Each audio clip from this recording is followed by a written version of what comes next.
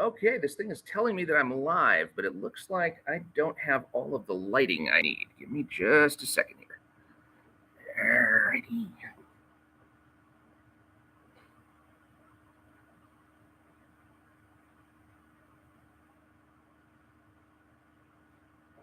Okay.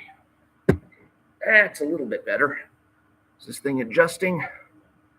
Okay, good. I wanted to make sure I did this late enough that this window that you see over there wasn't like blinding with the sunlight. And I think I managed to accomplish that. Everything else is okay. I could turn the hot light on, but that's just going to cause the same amount of glare. So I think we are good to go. Yeah, look what, as I suavely, adjust my hair inside the cap. Yeah, you don't want to see what's under here. Okay, so welcome to the live stream, and I am Mike Partika, and today we are doing the R.I.P ISOM #1 closeout. We're going to look at the poll results and see what people said. Now, the poll I asked was, do you want to see me rip up a copy of ISOM #1? Here's a copy of ISOM #1 on the live stream. And we're going to look at the results now and see what we're going to have. And hopefully we're going to get some good results and maybe some surprises. And the result is, it is a perfect 2/3 to 1/3 split. 2/3 say, no, how dare you destroy an innocent comic? You've gone too far. Whereas 1/3, a mere 1/3, has said, yes, destroy a copy of ISOM #1 before my very despising eyes. Well, my gosh, 2/3, that's decisive. I mean, that's obviously decisive, except I'm going to do it anyway. I told you there might be surprises. Yes, I am actually going to do it. I'm going to do it, and this book is not the one I'm going to do. No, this is my reading copy, okay? This is the one that I've been doing all of my stuff off of so far. I went and I got the copy that I wanted, or the cover that I wanted. This is cover A, and this one is going to safely stay intact. However, I did, when I bought all of this nice, sweet merchandise during the Rippaverse clearance sale, which I'm not sure whether that's still on. Do you know whether they are... still have the sale prices? I mean, I got this cap for dirt cheap. I got this shirt for dirt cheap. I got 2 other shirts for dirt cheap. I got a lot of stuff. And I got an ISOM cover C. Now, ISOM cover C is the one that they are selling in perpetuity.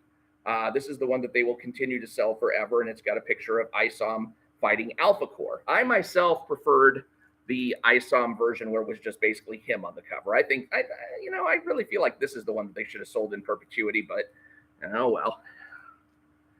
Because, it's like first issue, and, you got your first issue thing on the cover, and that's like the best issue to have it. So, no, this is the one. This is the one that is unfortunately going to suffer a tragic end. And let me go into the details on why I decided to do this live stream. Because I don't want people to think that I'm doing this out of hatred for the book, Although if you're watching out of hatred for the book, that's totally okay. I know there's some of you out there who have been watching the whole ISOM #2 goes to 1.6 million, and you're just sitting there like, grr, God, why does he have to be so successful at this stuff? And you're just like, I wish I had some sort of catharsis. I wish I had some way to vent my spleen in a way that's just not hating on a tweet or going to his live stream and camping out there and making disparaging remarks. I mean, do people even do that? It seems like the haters never really interact in the live streams themselves. I go there every once in a while, and there's not that much to pick up on, though. I mean, except for he's tossing out like general insulted haters and stuff like that, and it's just like there's nothing really to grab onto. But I imagine there are a lot of people out there who are just fuming over the fact that his campaign is doing well. And moreover, I couldn't believe it. Moreover, it's doing this well despite the problems that he's had in the setup. he's doing so well, despite the fact that his site was crashing time after time for the first couple of days. He's doing this well for despite the fact that his email server was not sending out emails to all of the appropriate people that should have been receiving emails. So, with some of his customer base not even being notified that the ISOM number 2 is coming out, he still managed to rack up $1.6 million so far. And that is halfway on my predicted total for this campaign of $3.2 million. So it'll be interesting to see how significantly the numbers pick up from here. But anyway, getting back to this bad boy, this poor creature, why is it that I'm going to be tearing it up? It's because I need scans. And the problem is that his binding actually is pretty damn good on this book. I mean, this is a professionally bound book, and you cannot just, bend it and fold it any which way. Like if I wanted to show you something out of it, I would be damaging it practically just to place this flat on a scanner. I could not just place this flat on a scanner and be able to get an image of any quality. You would see the page bending up to it. So what I'm going to have to do is I'm going to have to tear this thing limb from limb. I'm going to have to start with the cover, and then I'll have to start going with the pages one at a time. And I'm going to have to be careful with the pages so that I don't ruin the scans. But I've tried to do this like twice before, just, sitting in my chair and thinking, it's like, okay, well, I want to get some scans off of this. I really want to show people what it is that I've seen in the comic that is wrong here and there, and also be able to show the corrections so that when I basically say, okay, it would look better like this, or this dialogue would look better like this, then that is what I want to be able to show by using scans. And I can't do it without actual pages. Now, I have a feeling that somebody is going to be able to drop a line in the chat or in the comments once this thing posts to YouTube and say, oh, you could have gotten all the images pirated for free over at yada.com. Be careful about that, because I have a feeling that, he would not be adverse to sicking a lawyer on you, basically. Oh, what was this? But I'm glad you can get 4 people in your stream. I'm struggling just to get 1. Well, are you tearing up a comic today? Don't rip it up. Use scissors. Well, I did say I was going to tear it, and I don't think the scissors are necessarily going to be able to get the job done. Because, I mean, you really do have to remove the binding here. And I've tried to do that just by myself alone. And I was like, I'm getting emotional doing this because I've been a comic book reader for like over 40 years. I don't want to destroy a comic, and yet I've got to. I mean, that's the whole reason I paid for this thing. But I have to, and yet I don't. Just what? And I was like, I should share the moment. I should share the moment on a live stream because there are 2 people to whom especially this moment is going. No, well, I don't know.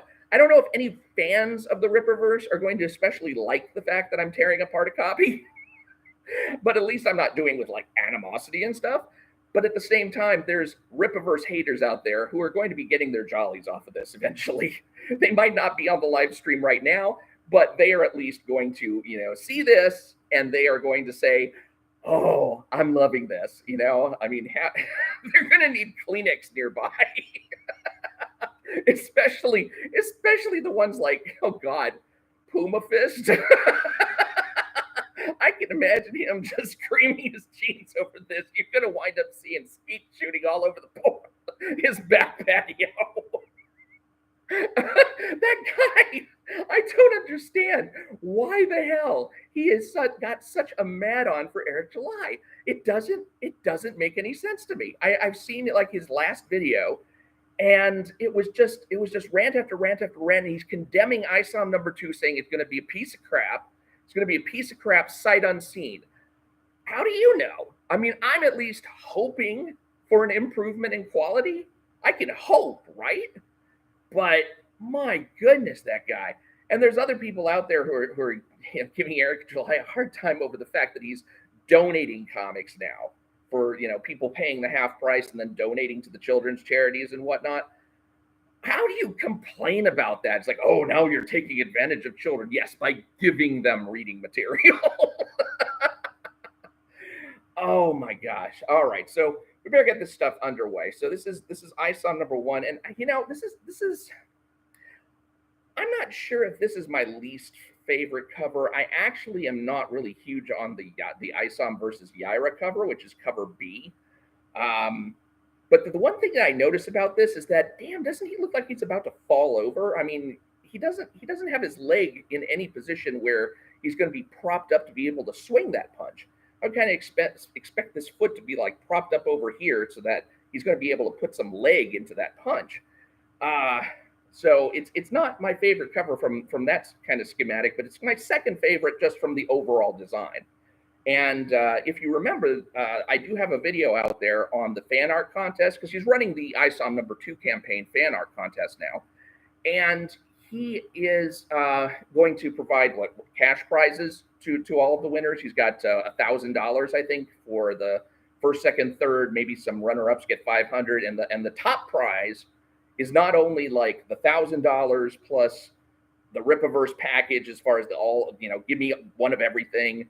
But also, oh God, what was it? $1,000 commissioned if you draw an one of the covers to the next book that's coming out, and then $23,000 in commission work for doing interiors on a book. So I hope that there are people out there who are, especially aspiring artists and stuff, who are willing to, send in their fan art and do that. Now, I can't guarantee whether the fan art results are going to be, really up to snuff, because I saw the winner of the last fan art and I was just like, what? I've actually got a ISOM video on that saying who should have won the Rippaverse art contest for the ISOM number 1 campaign. And it's definitely nothing. The one that I picked is definitely nothing like the one that Eric July picked. I mean, I couldn't even really believe it. So go watch that video when you get a chance, because it was a disappointment to see who they picked for the top spot. Now, who knows? Maybe he'll get some work at a later time. So ISOM number 3, the same back applies to all the different ISOM comics, but we have the cover, and the cover, sadly, is going to be the first thing to go. So do we want to run any kind of countdown on what's on the I've done enough delaying. I think I've done enough delaying, and honestly, as much as I kind of enjoyed doing the community poll, I don't think that I would do the community poll next time, because all it was a lot of upkeep. I think next time, if I'm going to do something like this, I'm just going to freaking do it, because for one thing, I don't feel like I got a lot of draw out of it. I got 70 votes for the community poll, and it was a split with 2/3 and 1/3. And at 70 votes, it's like, did I even get anybody out of that? Well, we'll see. We'll see. There's probably some people who have left the stream right now and are going and telling their friends. It's like, I think this guy's actually going to tear up a comic on Livestream. I think he's actually going to take a $35, like $50 comic when you include tax and shipping, and he's actually going to tear this damn thing up right in front of us. That's who does that? Well, I do that. And we better get started. So without any further ado, and this is, by the way, this is a pretty good, these are pretty good interior pictures. I kind of like these interior pictures, kind of shows what kind of guy he is, both in the suit and out of the suit. So these are good pages, although, it doesn't really appear in the book as yet. I mean, of course, this is a 3-part story. So you want to, at some point, maybe these scenes do appear in later books. But, well, let's get started. All right. I'm still feeling like, oh God, do I really want to do this? But yeah, I'm going to have to. So let's get started. All right. 3, 2, 1, and let's get started. That's right. Here we go. I wonder if any of this is going to show up on Rippaverse goalposts. Can you imagine people losing their damn minds when they realize that I'm doing this? Oh my God. Here we go. And back panel now, or back pages now. Easy does it. Easy does it.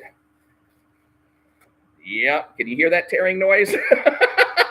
Oh, there's some. What is that? Bakizavirist? Bakizavirist. Oh, yeah. And Sonic Man saying, you are such a hater. Yo, gosh. You know what was really sad is that I was not able to really advertise this on Eric July's live stream. It's like, damn it, man. Because for one thing, unless you're a moderator, and I recently got made a moderator on Ethan Van Sciver's channel, but I try not to abuse the privilege.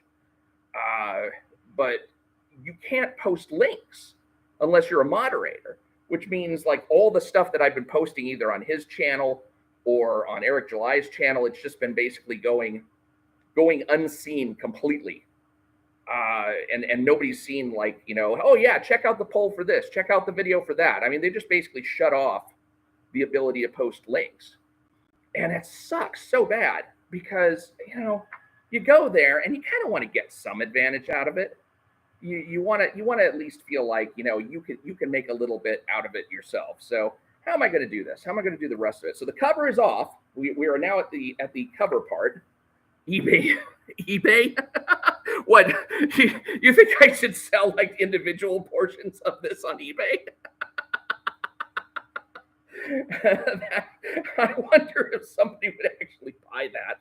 God. Oh, let's see here. Somebody would have bought it. Oh, you're talking about the book itself. Yeah, but then I wouldn't have the scans. Yeah, but then I wouldn't be able to get the scans from it, and that's really then the whole point. So how in the hell? I wonder if there's like, okay, come on. Luckily, these outer pages, it's like I don't care whether or not they get damaged in the whole thing because all it is the title page and some art pages and just some fancy stuff. The only thing that bothers me is that it's taken so long to get through this, but I want to be able to see what happens if I just basically go one more page. Here we go, another one. How is this going to work? All right, easy does it. Ooh, there's a lot of glue on this one now. Let's see if I can get more of that just with my fingernails off. It's going to break one of my fingernails. Okay, come on. This probably takes more planning than I'm giving it. Why does it take a 5-hour live stream to rip up one book? Oh gosh, I wonder if this is gonna hit the page of any of the real haters out there. The ones who are like just absolutely falling all over themselves, ass over elbows. Oh, here, there's a pretty good chunk. The ones who just fall all over themselves, ass over elbows, like actual fandom, organized chaos. Those ones. I wonder if they're going to take notice. It'd be nice. I mean, but they've got the same thing going on their pages. Of course, actual fandom is complete coward on Twitter because he's got replies shut off to all of his tweets. I can't even fathom people who do that. It's like, you don't actually want to interact with anybody, do you? Oh, what happened there? Ooh, I think I tore some of the actual page away from that. Oh, look at that. Nice little strip coming.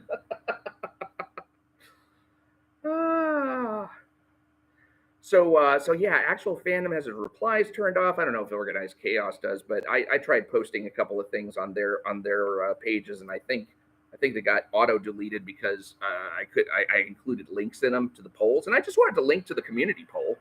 I didn't want to. I wasn't trying to link to even any of my videos, but that's the bummer about dealing with whether it's Eric July or previously Ethan Van Sciver. Ooh, wow. There's actually like some string in there that's holding this thing together. Huh. I wonder if that's going to wind up being an obstacle later. Maybe that's the umbilical cord on this thing. Oh, goodness. if you're really careful in your ripping, you can actually lose liquid glue to put it back together after you scan. I'm not even going to bother. No, I will probably keep all of the pages in a bag, a comic book bag, just so that in case, you know, I either lose the scans or I need to make better scans, then I will have the pages. So I'm not going to be trashing this, but I will be keeping the pages, and I will keep them all together. Maybe I'll get her. She'll like to sign it for me. Oh God, can you imagine? Can you please sign the cover of ISOM? No, the cover. What do you mean the? Oh my God! What did you do, you crack smoker? Oh God. Yeah, I did tell you I met him one time. I met him over at the Farm+Feed. Interesting place. Farm+Feed is a restaurant that is kind of like set up. It's like a restaurant slash bar slash gaming facility, which, you know, I've never seen a place like that before. So you can actually rent console games. You can rent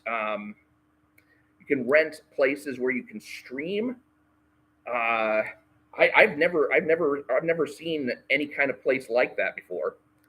Really, really interesting. It's got like real wide television so that you can watch your video games. And I guess it's a great place if you just wanted to try out a video game. Then maybe you could go with some friends and go down to the Farm+Feed, get yourself a table, rent the game for a while, and just see if you like it. Because then, you know, who knows? Maybe you will. Okay, this is getting obnoxious. Can I get the rest of this off just easily? Let's see. Can I pull? Okay, we're going with the back page now. Back page. Okay. Carefully. This is the page telling us Yaira will return. Well, Yaira's about to fly off of the rest of this book.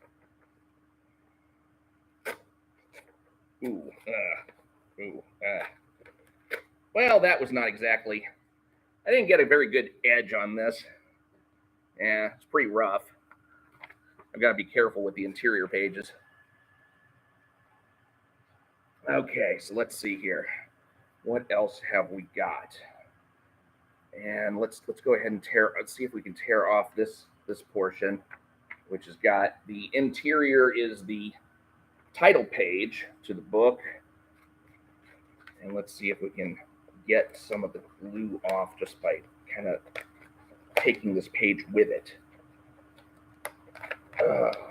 Let's see, maybe I'll tilt this down a little so you can see more of the ripping action. Ripping for the Rippaverse. Ripping! I don't hear enough ripping. Does anybody remember that line from Robin Williams in Dead Poet Society? Basically, there's a scene in there where he doesn't like the way that a textbook has taken the elements of poetry and put it on a grid so that, you know, you need to have a poem fit this horizontal axis and that horizontal axis, and that's how you can tell like what a classic is or what a good poem is. And he was like, I want you to rip this page out of the book. And they start ripping it right out of the textbooks. It's like, that's gonna suck for the next class. In fact, there's a scene in there where there's another teacher who says, why is it I can't find 85, page 85? So, okay, all right. So we got a good portion of the spine glue here. And let's see now, what else can we do? Okay, so at least I feel like I've got everything separated, so that if you can see here, I've got everything separated to the point where you don't have any glue that's really holding it in place. In this case. Except there might be a little bit that I can probably pry off. That'd be good to get off. All righty. So, Baki Zavarists. Is that how you pronounce that? Are you still on? because I've lost a few people. I guess that's to be expected. Not everyone's going to want to just, subscribe to the pulse pounding action of ripping a comic book limb from limb. But I was curious whether you're a genuine Rippaverse hater, or if you are just here for the lark. Because it'd be interesting to hear from other people on what it is they don't like about ISOM #1, or what it is that they do like about ISOM #1. Because there were things that I liked about it. I mean, there's so many people out there who are just like straight up haters, and they basically say, this just completely sucks. This is horrible. This is horrible. It's trash. It's like, come on. I mean, the kind of artwork that you see in here is at least minimum quality for a comic book. I mean, you're not suffering through trying to read some of the stuff like that I've read before, where the line art is terrible and the penciling is just like, oh my gosh, why did you even bother? This is not on that level. See, the fight scenes were kind of hard to follow sometimes. That is true. Yeah, and when I get this thing scanned in, I am definitely going to show how I would have improved that. Yeah, Kristen Colebrook says that the fight scenes were hard to follow. For example, of course, the infamous one. We all know this sequence where you go right from leaping at each other to here. And I've looked at that trying to figure out how would I solve this. And the only way that I think that I could solve this, if I tried, was to put some narration on the page that basically would say that it would basically say something to the effect of, for the next 30 seconds, we pound on each other, probably harder than any two excepts have pounded on each other before. I don't know, something like that. Something to say that there's something going on that you're not seeing because it's a splash page. And then that way you could segue saying, into that next panel saying, by the end of the 30 seconds, he's still going strong and I'm just about spent, something like that. That doesn't sound like too, do you? But yeah, and of course there's also the portion. I should probably get scissors for these strings that wind up being in here. Let me see if I can just get a pen through here.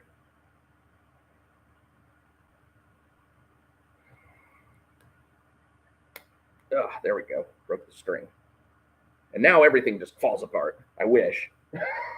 This is going to take a while at this point. Did Rippa ever say, Christian Colebrook is asking, did Rippa ever say ISOM's powers? No.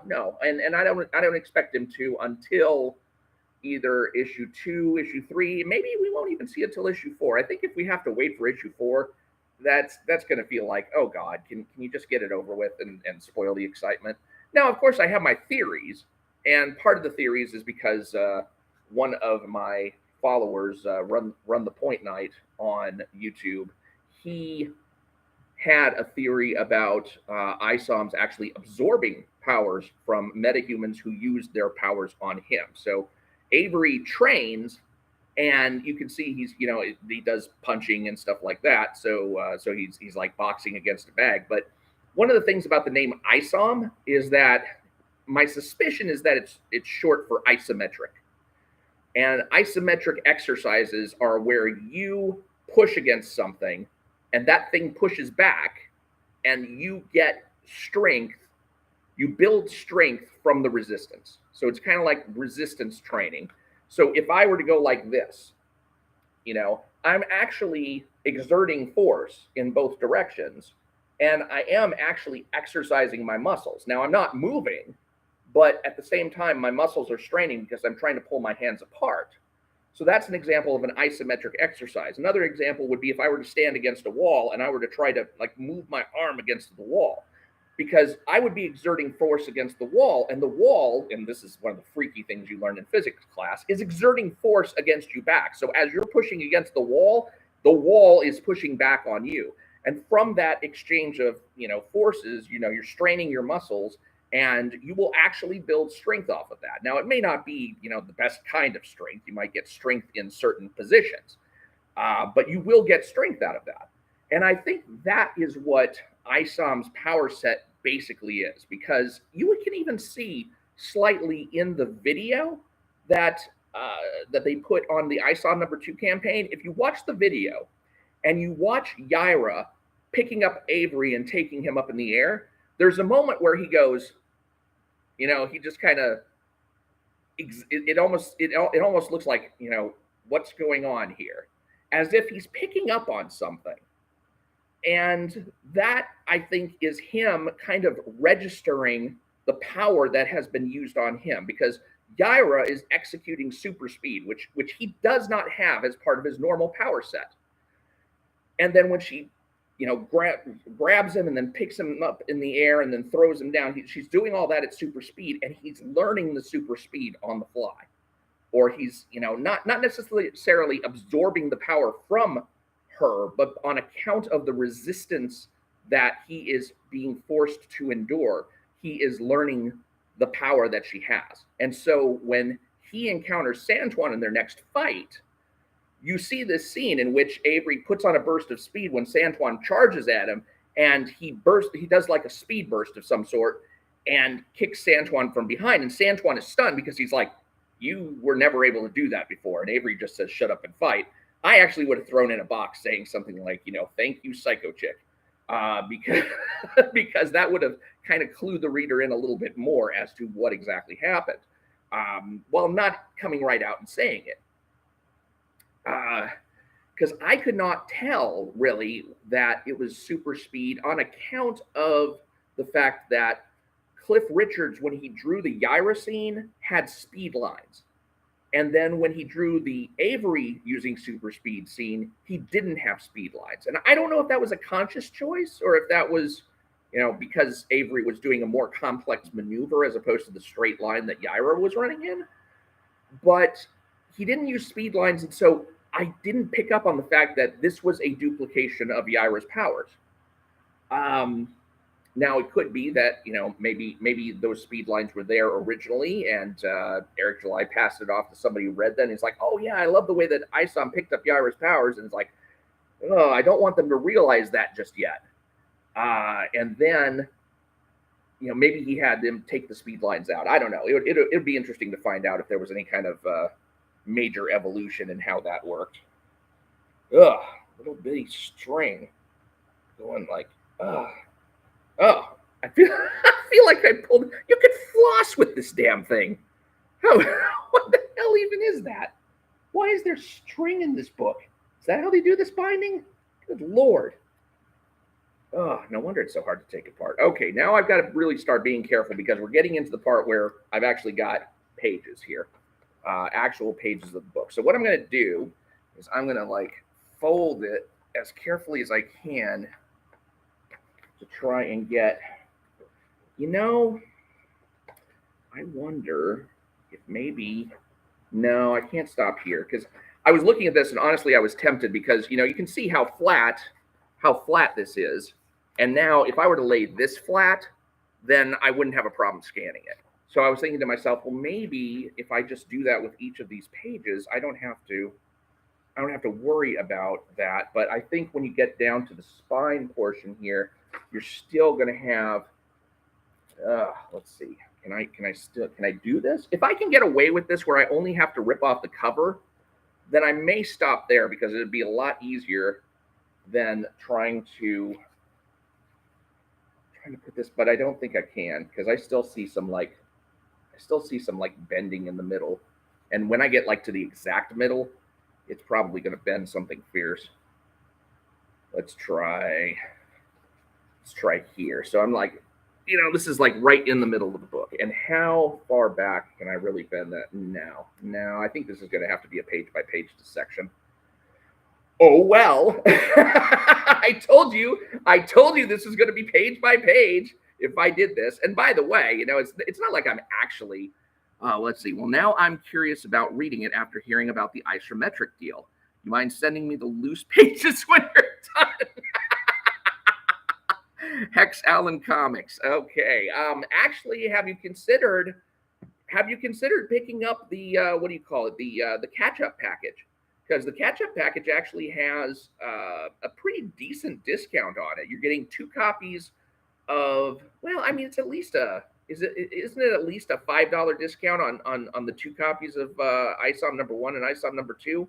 I forget, and I don't want to waste your time by trying to look that up. But I thought all of his bundles had kind of a decent discount on it, and not to say that things aren't kind of overpriced to begin with.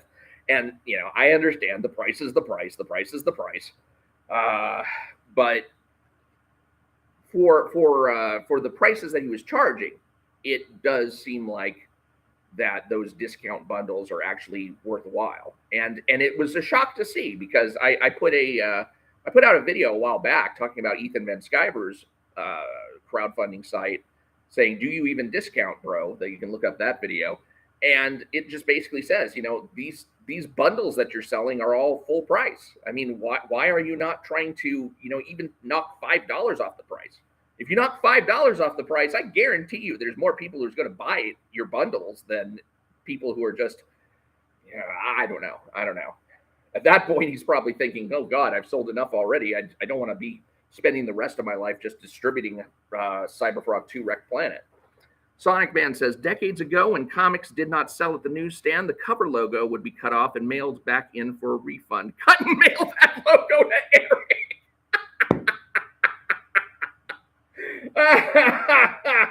Oh God, I'm still wondering about maybe having him sign it. All right, next page coming off. Let's see what happens. All right, this one's detaching quite nicely. Oh yes, I definitely like this. Okay, please don't rip on me, because this is, oh, come on. All right, yes, this is definitely one. This is definitely a page that I'm going to scan in. You still had it, Show Mercy. The real nerdy review. Oh no, there shall be no mercy for these pages. No, they shall all be separated from their brethren. But yeah, this is definitely one of the pages that I'm going to be taking to task, because can you imagine? And sadly there is a video in my Rippaverse playlist, and when people get to this video, they get turned off by my commentary at that point, and it's understandable, because I'm really angry in that video. I'm pissed off. And one of the things that I get pissed off about is that I just paid $35, $50 when you consider tax and shipping for a comic book, and when I opened the first page, it's freaking blank. It's blank except for just giving you the title, or the city and the 2 weeks ago timestamp, and I'm just like, seriously? I mean, I want this thing to be packed, because I know it's 96 pages, but I want there to be something of real interest on every page, because I want to feel like I've really gotten my money's worth. This is more expensive a comic than I've ever had to pay for, in terms of, well, of course, not in terms of like collectability and all that, because I've paid like, oh God, I've paid some serious coin for some comics. In fact, I think the most that I have ever paid for a comic,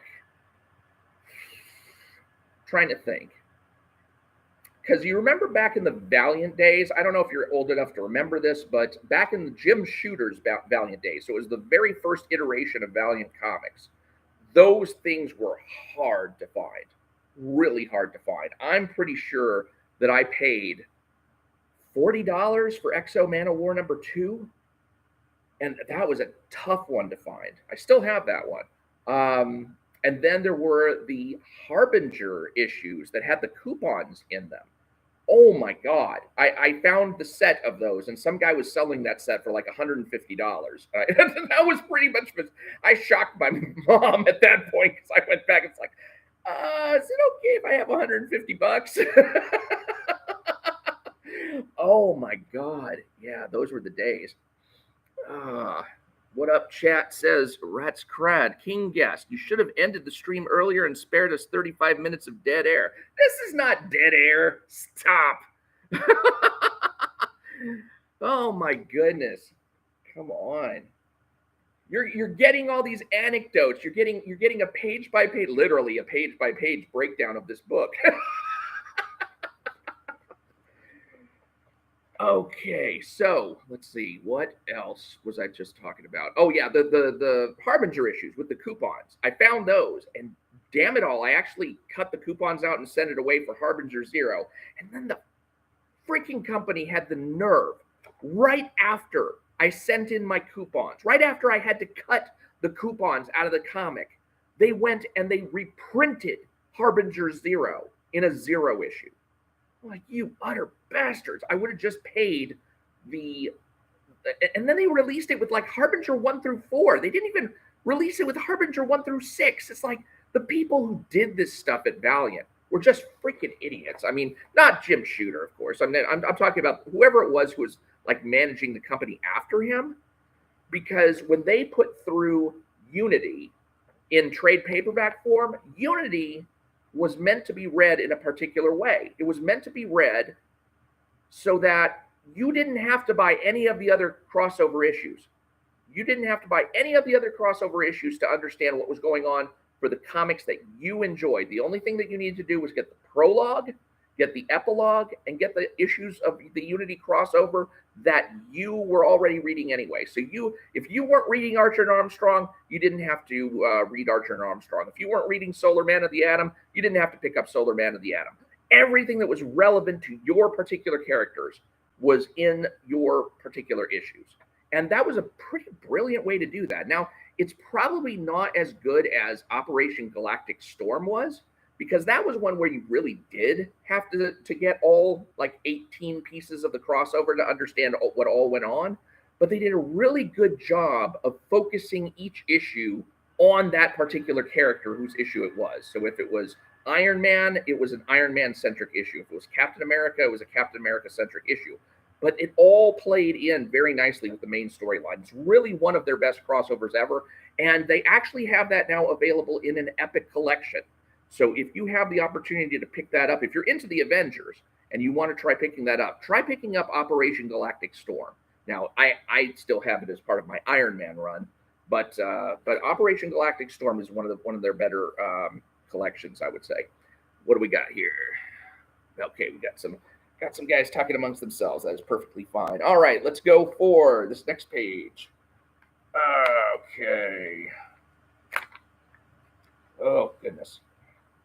Yeah, this is going to be a little bit stressful because I want to make sure that I do not tear something so badly that I make it kind of worthless to scan. All right, there we go. Got that. And that is the two-part police station scene. I assume it's the police station because nobody ever freaking tells us we're in the police station. Oh, goodness. There's just so many things. And that was really the tragedy of ISOM #1. It was not that it's a bad book. It's not actually a bad book when you kind of see it in its entirety.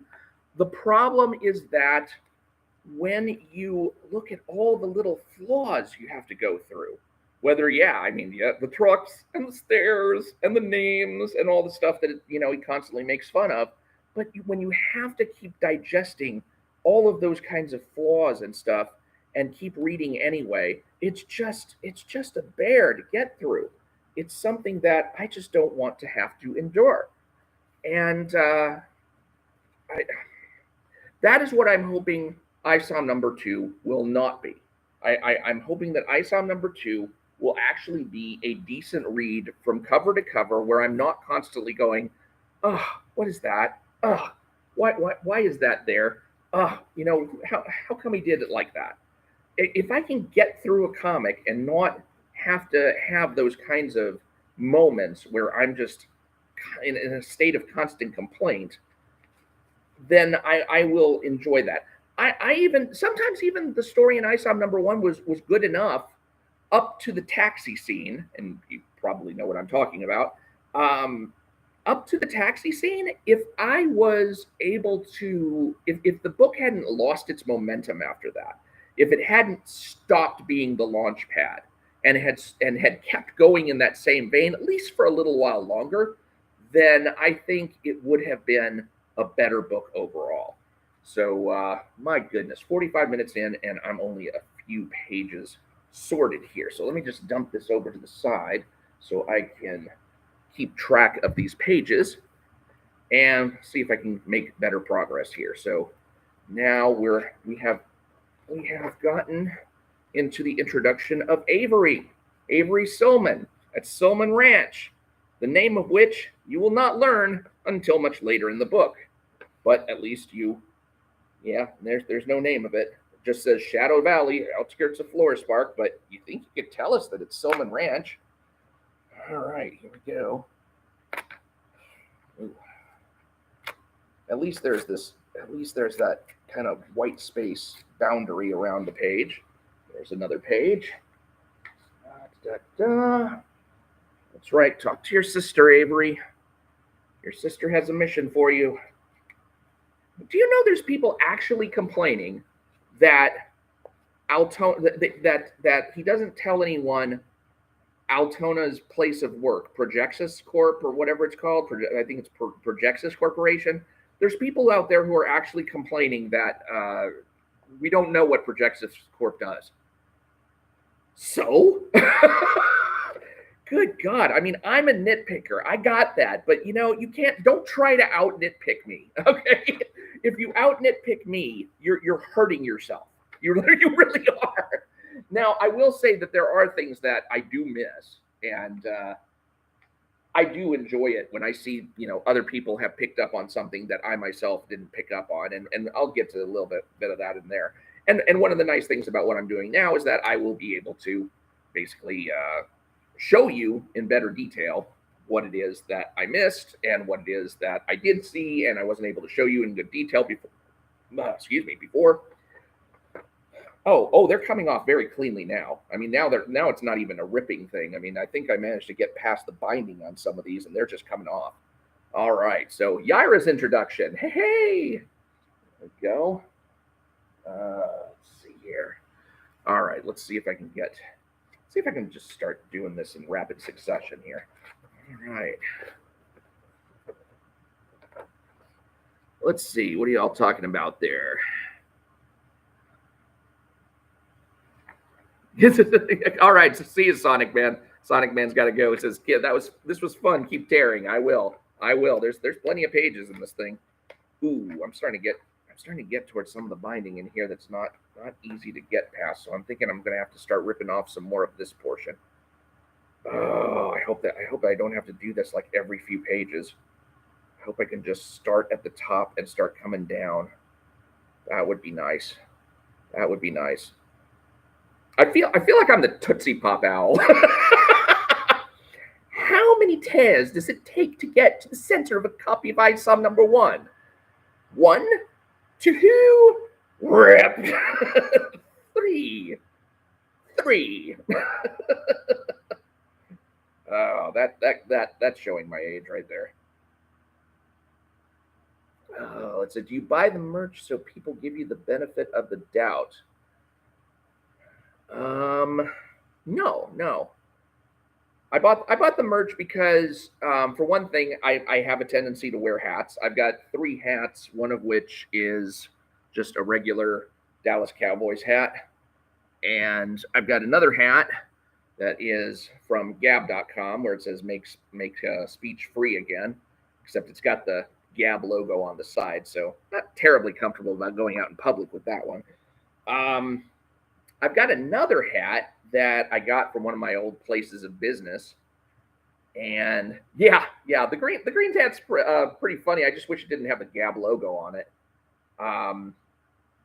Yeah, I got a couple of pieces of merchandise from Gab. One of them was that. One of them was, what was it? It was a shirt that said "Make America First Again," and I almost got like a different America First shirt, except that one was like really too close to the 1930s America First. I mean, they had like the logo and everything, and I'm like, no, I don't want to be like that closely associated with that organization, because that was like, oh, just leave the Nazis alone. I'm like, yeah, no, I'm not, I don't want to be mistaken for that. But, you know, you go out and you're wearing a Make America First Again shirt, you're probably not yet taking your life in your hands, thankfully. It's like, what the hell other country do you want to be first?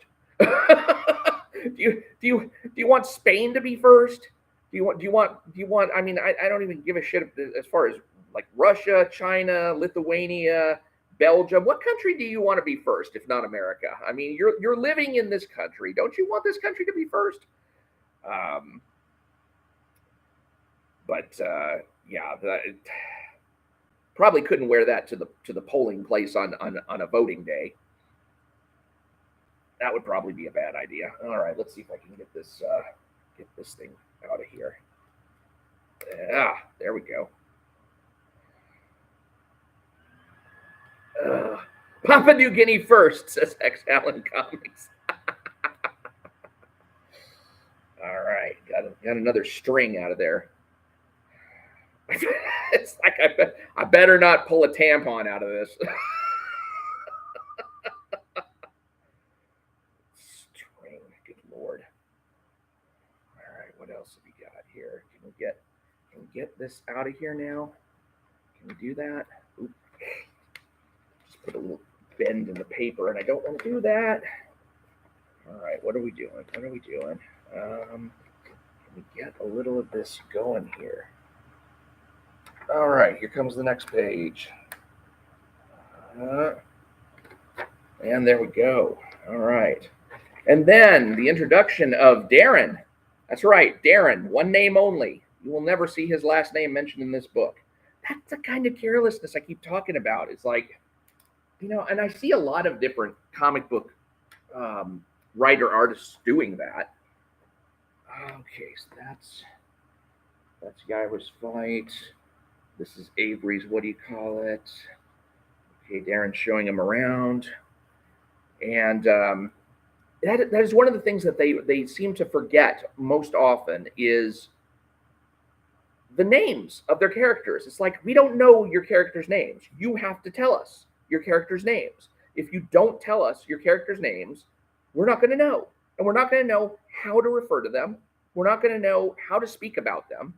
It's just going to be, oh yeah, that guy in the middle.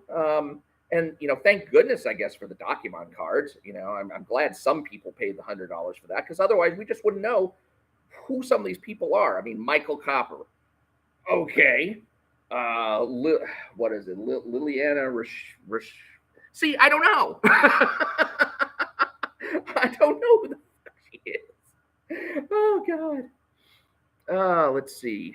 Rat's Crowd asks Mike Ratika, ever heard of Mark Bode or Vaughn Bode? Or is that Bode or Bodie? I have not heard of them. No. I want to say that I heard a name like that recently, but I have not heard of them. No. Oh, let's see. Don't make me make a douche joke, says X Allen Comics. Cobalt 66. Is that where was that the Bode, the Mark Bode or Vaughn Bodie? Yeah, somebody passed I guess an obscure comics test. I think probably the most obscure comic I have, as far as just being from a one-off company, I wonder if it's Captain Confederacy. If you ever have a chance to read that, to collect that, Captain Confederacy, I believe I have the whole series. I think I have the whole series, or did I have that in? I don't know. I used to do some pretty heavy work on BitTorrent, and so, you know, I downloaded stuff that I shouldn't because I hadn't paid for it. Eventually, I got one of those notices from somebody saying, you know, you downloaded a movie that you shouldn't have, and, you know, you can lose access to the internet for this, and blah, blah, blah. And so I stopped doing that. I don't know if they were talking out of their ass, but I just figured, oh, I'm caught. I won't do that anymore, and I never have. So, and that's one of the reasons why I wanted to go ahead and get this book to tear apart, because I didn't want to go through the route of, well, to be honest, it's like can you even find a copy of ISOM #1 online? I mean, I know there was somebody who was, I guess he had his phone tapped into some pirate site, and he was showing images of pirated images of ISOM #1 on his phone. And I'm just like, damn, dude, that's kind of bold.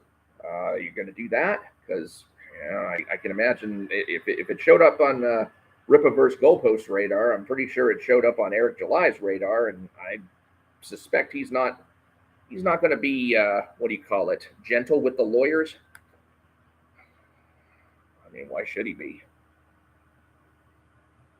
It's free money on the table, I guess, unless the lawyers wind up costing more than what he thinks he might be losing. I mean, seriously, when you're making I don't know how much money off of your comic in that initial campaign.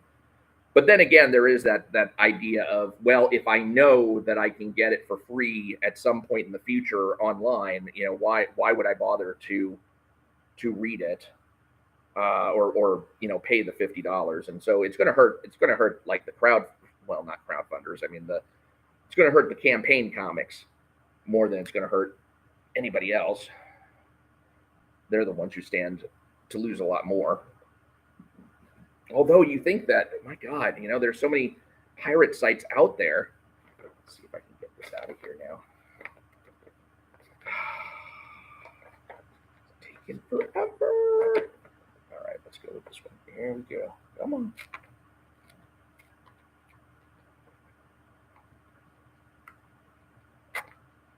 Oh, God. That's taking a little bit. That is a little bit sketchy as far as ripping this part off. I may need to get a knife or something. Do I have anything over here? Don't know. I could be the Rat's Craig says, I could be the next Eric July, to be honest. It's like, do you have 500,000 YouTubers? Because he had to convert 7% or so of those people into sales. That's really where this draw is coming from. It's not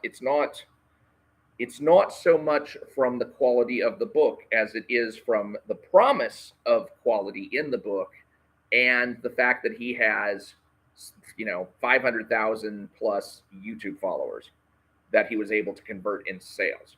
So a lot of them are buying this for the same reason that a lot of people, funded Berserker by Keanu Reeves. It was not because they expected any amount of quality necessarily from that idea of the idea of Berserker from the mind of Keanu Reeves. It was more of a matter of, it's Keanu Reeves, let's go ahead and buy it because we're Keanu Reeves fans. We love The Matrix, we love all that kind of stuff. And so, I mean, Berserker didn't turn out to be a bad series, but it wasn't anything that lived up to my expectations, really.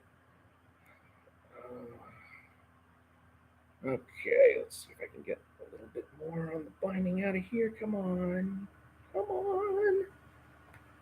Oh, God. There we go. I feel like I need pliers to deal with this damn thing. Okay, can I get some more? Okay. So I'm starting to encounter like strings in the binding. You can kind of see where this is going. Is that every time I encounter that, I'm trying to put my pen inside of here and just rip it out. Because that makes things, I think, a little easier later on. There we go. So I think I've probably got to find all the places where I've got strings holding this thing together. And then once I break the strings, let's see. You have 30,000 followers on TikTok, Rat's Crad says? Wow. My goodness. Good on you.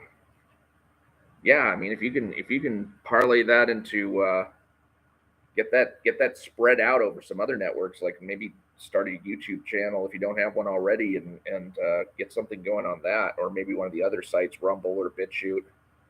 I'm on YouTube, Rumble, and BitChute, and those are the ones I tried. Dailymotion, and Dailymotion just sucked. I did not even realize there was a file limit on one of them until I uploaded I tried to upload the entire like 2 gig file, 2 gig plus file, and then they said, oh, there's a 2 gig limit. It's like, tell me that at the freaking beginning. Don't tell me that at the end, idiots. Oh yeah, I was royally pissed by that. And then I found out that I couldn't even share anything unless I like got a membership, even though it didn't say that explicitly. So man, that was a frustrating process. And I think Styx Hexenhammer 666, he was one of the ones who recommended Daily Motion at first, and then he jumped off of it because they were starting to run ads on his stuff, and he had made a promise that he would never consent to ad revenue, or he would never consent to letting the platforms get ad revenue from him, and so he decided to abandon the platform on that account. Okay, come on. Here we go. A little bit more, come on. And there we go. Got another page. All right. Yeah, it's getting dicey though. You can see how the edge is kind of rough. I'm starting to see the logic of I think it was Sonic Man who was saying you really ought to use scissors. Oh, let's see. Now hold on. Am I getting these pages out of order now?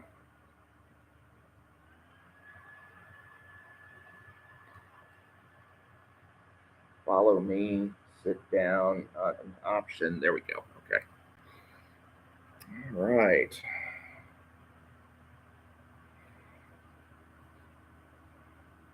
A little bit of string out of there. What else have we got? Is there any more string in here I can break, or is that just going to tear right off? Ooh, I think it's going to tear off. Oh, that's going to be so nice if it does. A little bit. Man, is there like... I should have gotten an X-Acto knife or something like that, but wouldn't exactly have been in the ripping theme. The Rippaverse book must be ripped. Do you realize I'm going to have to do this with every damn one of these Rippaverse books? I'm going to be doing this with ISOM number 2. I'm going to be doing this with Alpha Core number 1. I guess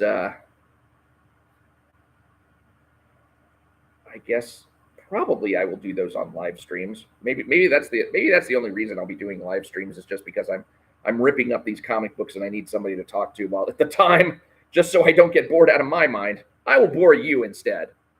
Yeah, I think a lot of people are kind of losing interest in this particular process, because I got to say it's not really as glorious or speedy as I thought it was going to be myself. So maybe I should go ahead. It's already been an hour or so, and you kind of know what it is that I'm going through here. Maybe I should just go ahead and cut this short, unless there was any other kind of...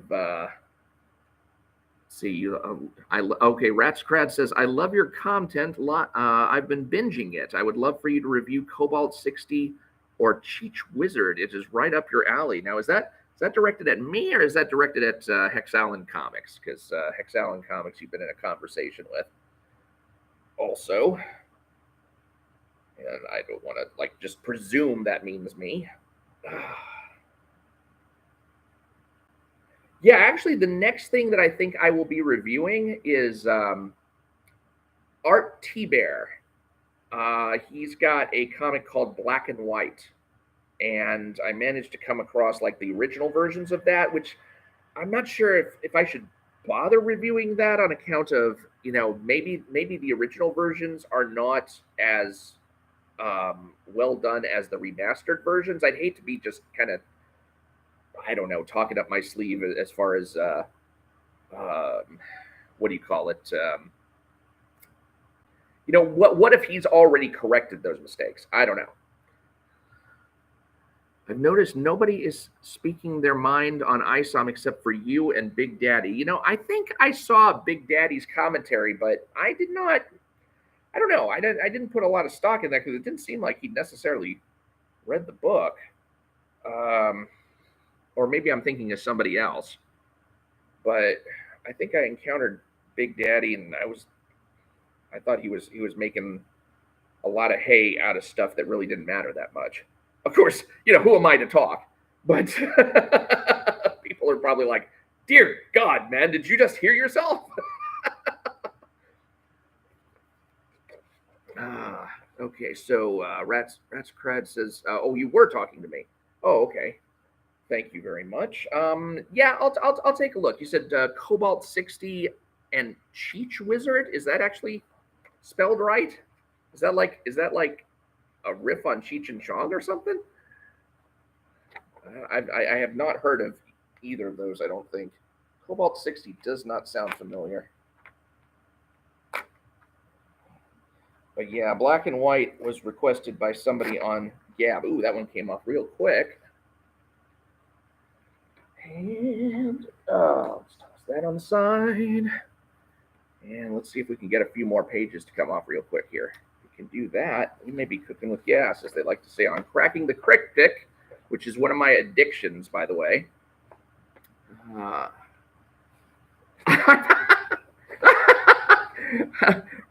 Rats Cred says, I assume you're talking about ISOM #1. I have not read it and can say I'm not impressed. Well, what do you expect? I mean, you're getting all your news secondhand. Obviously, it's in the eye of the beholder whether or not that person finds a comic book to be good or worthy or whatnot. But yeah, I mean, it's just I felt like the little things that were going wrong with ISOM #1, the little, whether it was just the little unanswered questions like what's Darren's last name, what is the layout of this place. What's interesting is I saw some pages. I think I saw some artwork for ISOM #2. One of the 3 preview pages actually shows the fact that Club Merc is, at least so far as like I don't know what compass direction it is, but if you're facing Club Merc and you're looking to the left of it, there's no other building there. And that establishes that when Avery was walking to the left, that he must have turned the corner when he was circling Club Merc and heading towards the back stairs, essentially, where Jasmine came out of. But in ISOM #1, and I will show this in a later video now that I'm going to have scans of that, there is a scene in which you see Club Merc, and I don't know if it's here. Where is that?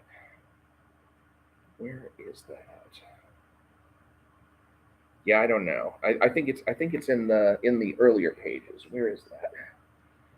All my earlier scattered pages now. Yeah, here we go.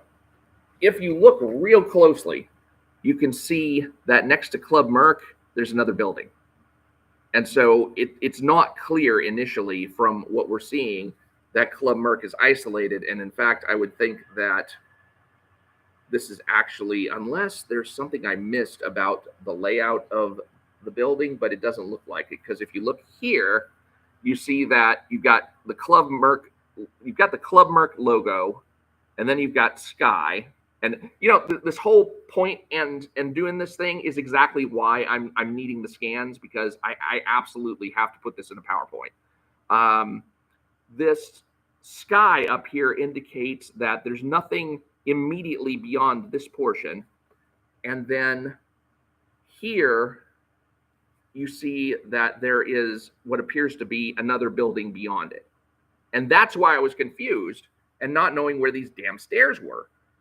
Because if you don't know that there's no other building to the left of Club Merc, then how do you know that Avery hasn't just walked directly down the street? I mean, I don't know. Let's see. You should do, okay, so Ratscrad says you should do a video on how Ralph Bakshi stole his idea for the 1970 movie Wizards from Vaughn Bodie, my blood relation. I never saw that movie, so I don't know. X Allen Comics asked, did Avery learn Jasmine power when he touched his shoulder? I bet she has powers too. Oh, that would be funny. A non-consensual power grab on Avery's part. Okay, let's go ahead and get another page off here. Come on, easy does it. Easy does it. There we go. All right, got another page. And see the God, you know, this is a testimony to the fact that the fight choreography, I guess it's a lot easier to see this. That's got to be here. Okay. There we go.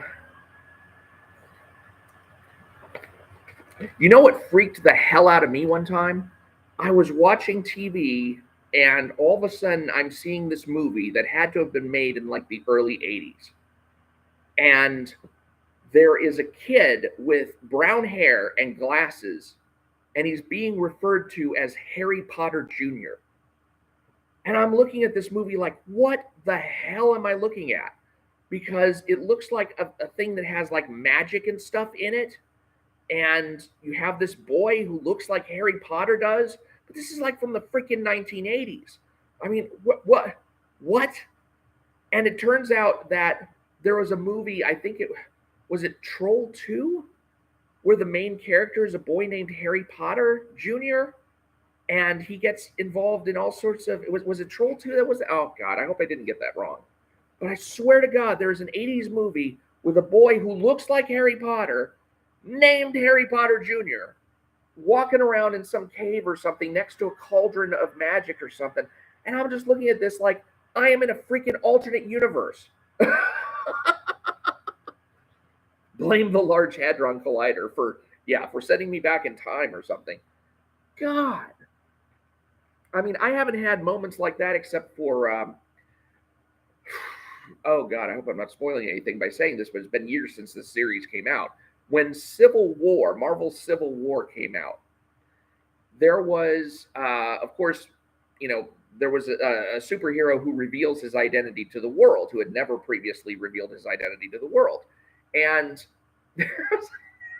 there was a moment where I'm driving to the comic book store in my car, and I'm listening to the radio, and it says, in other news, New York school teacher so-and-so has revealed himself to be the so-and-so. And I'm like, the hell am I listening to? Like, oh my God. Did I just drive into the Marvel universe or something? What the hell? Oh, that freaked me out. I hate those kinds of moments because it's just like, I feel like I want to run off the road. It must, I mean, the only thing I bet that compares to it is when you hear of a band who realizes that it's their song on the radio. I mean, that feeling has got to be amazing. But, oh my gosh. Okay, what is this? All right, so, okay. I wish I had I should have gotten the other TV tray from the other room so I don't have to keep bending over. Oh, this stuff is just starting to fall apart now. It's like rib meat now. It's falling off the bone. God almighty. Yeah, I think I managed to break its spine, or at least its will, because now it is coming apart. Here is the infamous ad. Here's the infamous ad that people were complaining about. I didn't have a problem with the ad. I did not have a problem with it at all. I had a little bit of a problem with the fact that you've got this big damn splash page with no writing on it, but you know, I don't know, stylistic choices. Okay, let's see what else. Yeah, I did. Texas brisket, that's right. Got that meat falling off the bone right here. Okay. Come on. All right, come on. Oh God. Yeah, I'm starting to get frustrated with this thing now.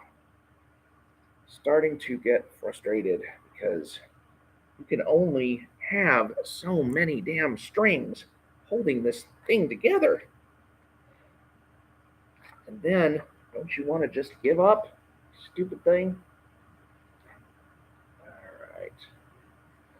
Oh, God. Okay. So, let's see. ISOM number 2. I wish I could be more excited about it. Honestly, I'm a little bit worried.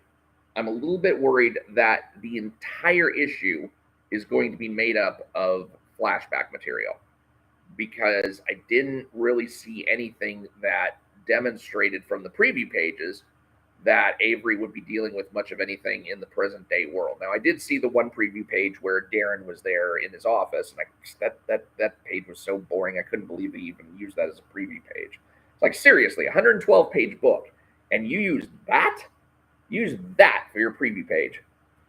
Oh, is this? Yeah, this is the infamous commercial page. This is the infamous ad page. This is for his wife's boutique Dream State Collective.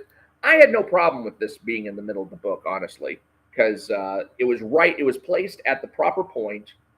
It breaks the momentum of the book, granted, but the momentum of the book was going to be broken anyway. So really, if you wanted a really good place for an ad, that was a really good place for an ad. Now, I remember I have read comics where they placed ads terribly. There was a comic one time, it was a DC comic, and they managed to place the ads so terribly that I thought I was still reading the actual comic. And it wasn't until the end of the page that, DC pulled the card of, oh, we caught these villains using Hostess fruit pies or whatever the hell they were selling at the time. It was actually a modern comic that they were showing this in. And I was just like, are you serious? You actually put the ad there where it could potentially confuse the reader. It's like, no, never do that. Never do that. You don't want your reader ever having to back up. And that's the problem I have with so many comics these days, is sometimes the artwork is done in such a way, and it happens occasionally in ISOM number 1, but it also happens in some of the big fanfare, like Age of Ultron. I did a video on Age of Ultron, and I was saying this is how not to do 2-page spreads.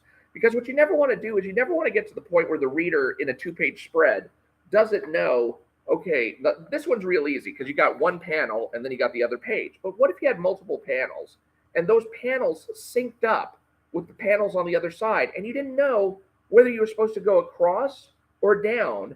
And it wasn't until you got to the bottom of this page that you started realizing, oh, I should have been reading over here. I hate that so bad. That there really ought to be some kind of class that teaches them not to do that. Oh, goodness me.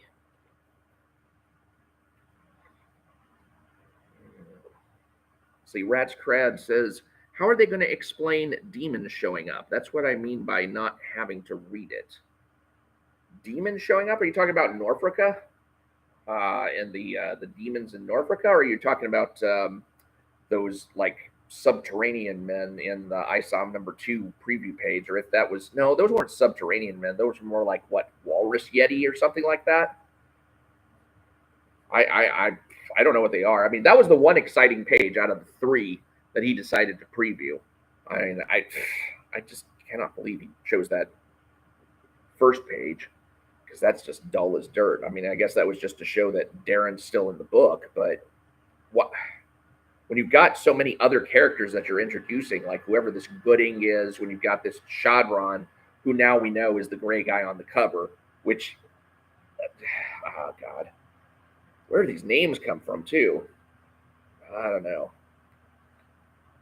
It's like everything means something, says Eric July. Everything, there's not a wasted panel in any of this. You're going to be going back and looking at this for years. I'm already going back, and it feels like I've been looking at this for years. Going, what the hell is this?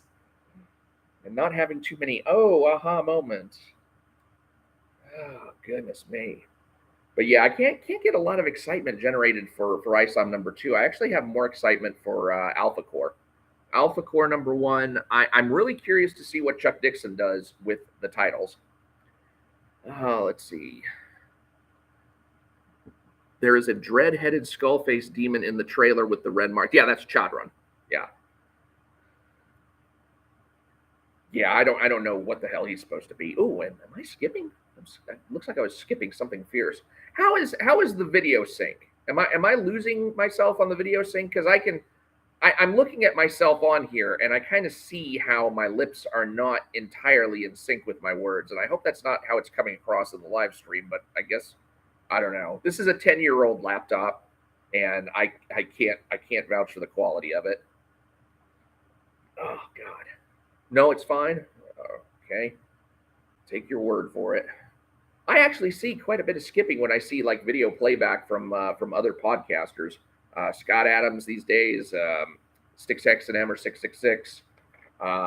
Those are the ones who I feel like have the worst skipping experience in theirs.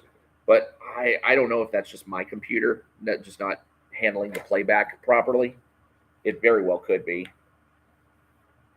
Oh man, come on! All right, come on. All right, we're gonna take another page. Come on. This one is having a hard time coming.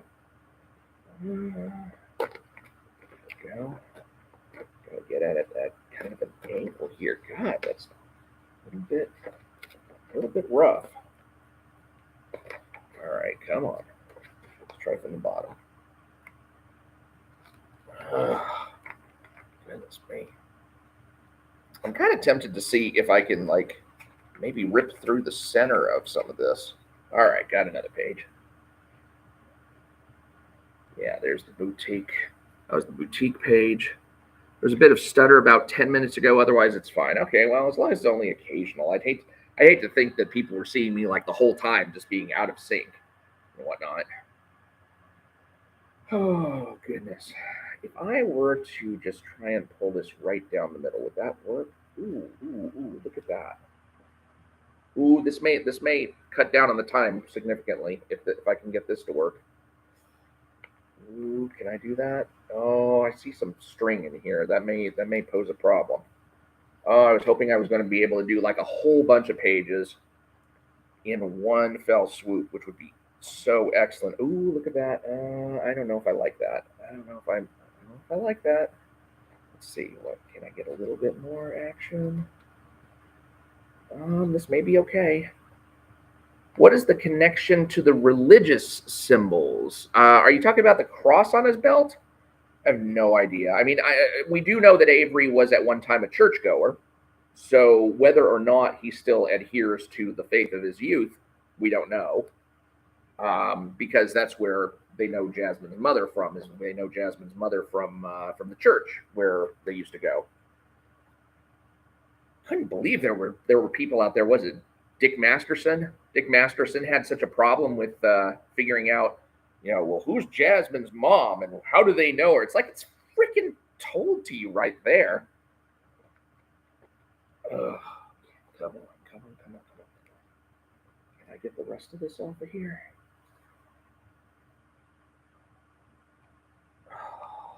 Oh, just don't rip ungodly ways. Maybe I should still do this at least somewhat one at a time. Oh, I've still got a few like portions of spine in this book left. This book should be beaten down now. It's rebounding like ISOM would. Okay. So Alpha Core is the book that intrigues me the most. NORFRICA forever. Yeah, NORFRICA, it sounds like a cross between Norse and African, and I assume that's what it means. It's kind of like you see a lot of the Viking gods, and maybe they're responsible for both the Viking gods and African gods, and maybe you'll get a little bit of African lore, because I know that's one of the things that Eric July has been big on, is the idea of instead of having to do all this derivative stuff where Black people are relying on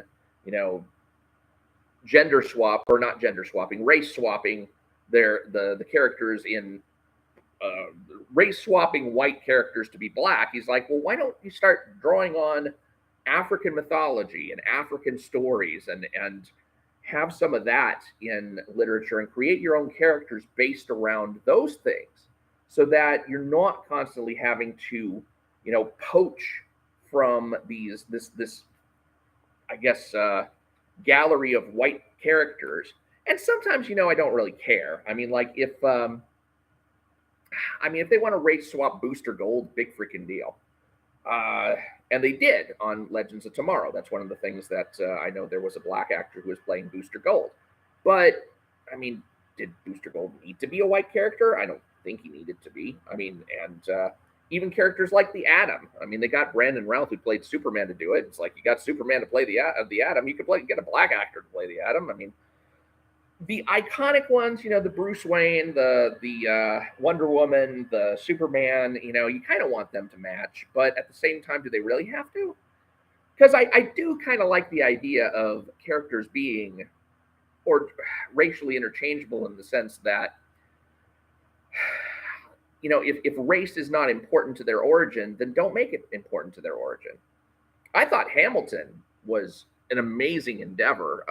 I really enjoyed that play. That is my favorite musical now. I've never really had a favorite musical until Hamilton. I think before that, The Music Man would have been the one that I came closest to, because that was one where every song drove the story forward. You know, that was something that to me is essential in any kind of musical, is that the music has to drive the story forward. You don't want a musical where now we're going to delay a few minutes while we sing a song. I hate musicals like that.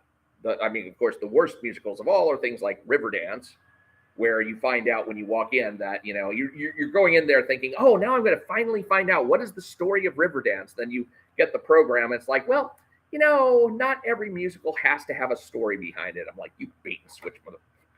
God. Yeah, I went to go see that, and I was just like bored the entire way through. I don't need to see that kind of stuff without there being a story to it. You know, I mean, dancing's nice, but I don't just go to see people dance. I want to see whatever story this stuff came out of.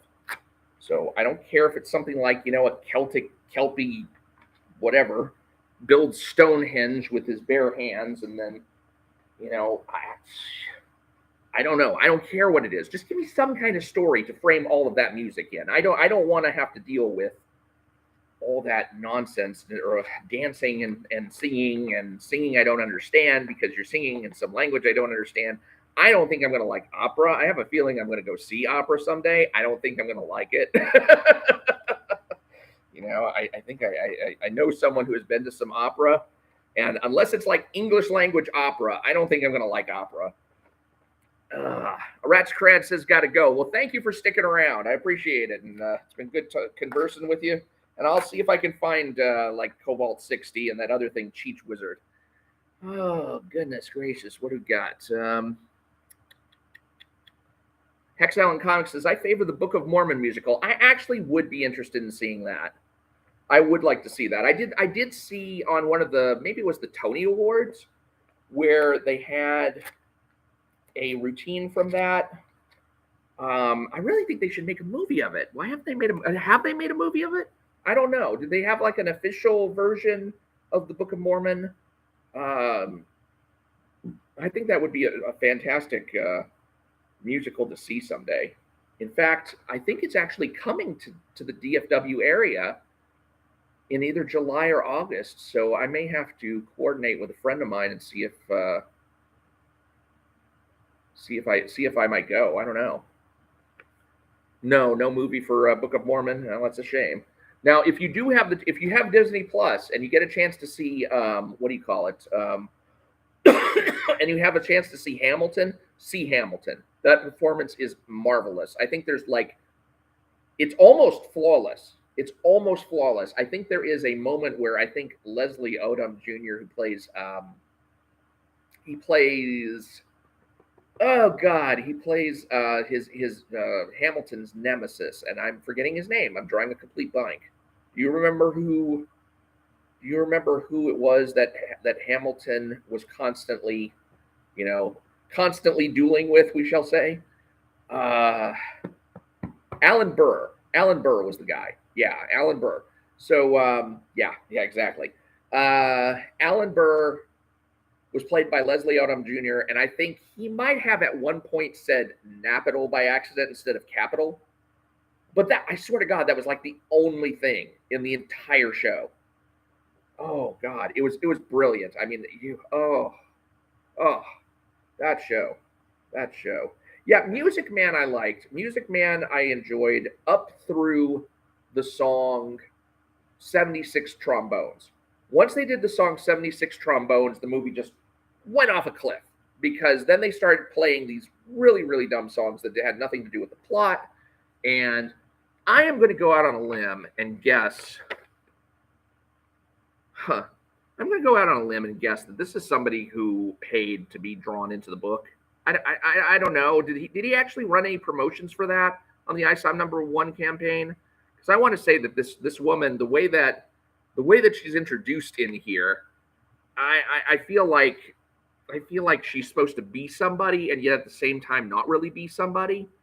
And I actually called it on one of the Ethan Van Sciver's Cyberfrog Blood Honey. There's a character in there. I think her name is Megan, and this girl Megan is actually a Tuckerized version of a fan of his daughter who sadly passed away. So he promised that he would draw her into each of the books, or she paid for the privilege anyway. And so this Megan character, you can see her front and center, right at various points in the trilogy. And just looking at how she's presented in there, that she's, somebody paid to put her in there, because otherwise there's no reason for this character to have such a front and center view. So, oh goodness gracious, we are on 90 minutes now, and the time just kind of flies, doesn't it? Well, maybe it does for me. Maybe it's not flying so much for you. At one point, I think we had about 10 or 11 people on the live stream, which is pretty nice. Let's see. Why aren't you tearing up cover A or B? Anyone can get a copy of cover C. That's exactly why. Well, I have my cover A. Second Street Marvel. Yeah, I do have a copy of cover A, but the reason I don't want to tear it up is because this is my reading copy. I mean, this is the one that I bought because I liked this cover. Now, if this were the one that he were selling just on the regular, then I would have gotten, that one as well. But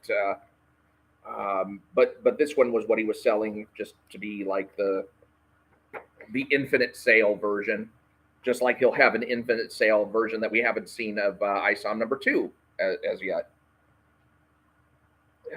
But yeah, no, I did not want to get rid of my reading copy of it. I get attached to my comics. I mean, I even got attached to this one. That's why I'm doing it on a live stream, because I feel like if I'm going to be doing something so terrible to this comic, that I don't want to just, let that experience go to waste. Let the emotion of it that I experienced. I mean, if you probably are coming in late, so go back to the beginning and you'll see, like, I'd be like, oh, I really don't even want to do it even now. Oh, but it is going a little bit faster now that I've got a lot of the spine torn away. Little bit. At least I'm able to talk for a while. I guess this is probably what it's like to be on an Ethan Van Sciver draw stream. I actually like his draw streams, It's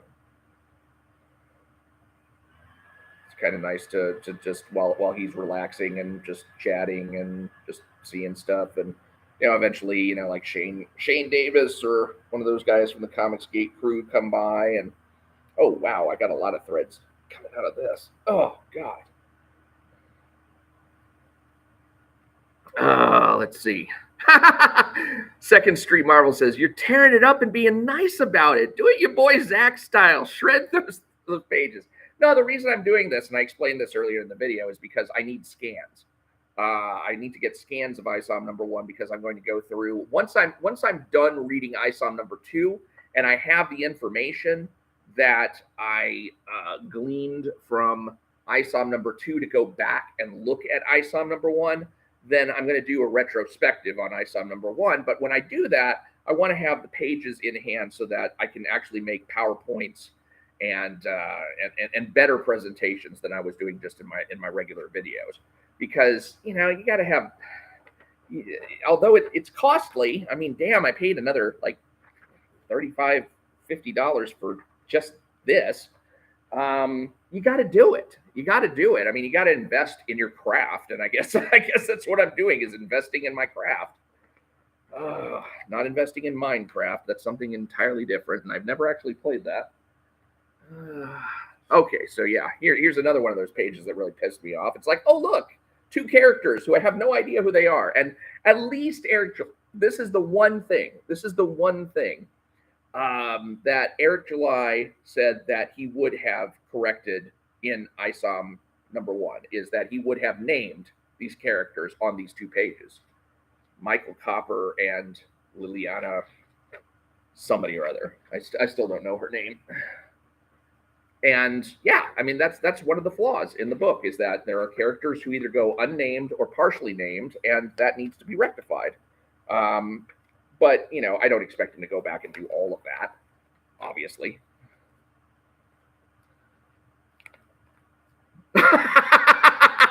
Hex Allen Comics says, I was expecting at least an electric carving knife for all of this. Sorry. Yeah, I know a lot of people were, you know, just put it through the shredder. I've actually got a shredder. Yeah, maybe I should take one of the pages from this and throw it through the shredder, but I don't think I will. I'm too OCD, you know. If I shredded one page, I'd want to shred them all, and then I'd be right back where I started. I'd have to do another one of these live streams with the 3rd book I purchased. No, you're just gonna have to get your jollies seeing the dismemberment happen in a kind of peaceful and placid way. Let's see here. So 2nd Street Marvel, do you consider yourself a Rippaverse hater? Because I actually got monetized one time, so I deserve a T-shirt or something. I want a T-shirt that says official Rippaverse hater or monetized hater. And then people can think that my opinion of the book is just way harsher than it is. I don't think he had a lot of fun on that one. I mean, this is just me, but yeah, I don't think he had as much fun trying to call me an idiot on that one. Although I stuck around for like the remainder of the stream when I got off there, and you know, he started going off a little bit on me then. But I think while I was on the show, I was actually giving him, you know, some things to actually think about. At least I think that's how I interpreted it. Could be that y'all saw it otherwise. Oh my gosh, come on. Give me a freaking break already. All right, I know there's going to be some part of the spine still going here. Ah, God. Not a hater at all. I'm a mod on his channel. No kidding. So you post links to like his product or to the campaign. Catch any stuff that's like because he has you couldn't I could not post a link on there if I'm correct, unless I was a moderator myself, right? I could not post any links. I'm kind of new to the whole moderating business because Ethan Van Sciver actually made me a moderator on his channel, but the only thing I do is I like try and approve or deny comments on there, and most of the comments are approved. I mean, I think 99% of what people post, you know, the moderators don't have any problem with at all. I've seen a couple of things now and then where I've seen them held for review or something like that by another moderator, and it's usually a shock. It's usually a shock when I see that, because like 99 times out of 100, if I click on something as a moderator, it says this has already been handled by another moderator, and then I see it appear in the chat.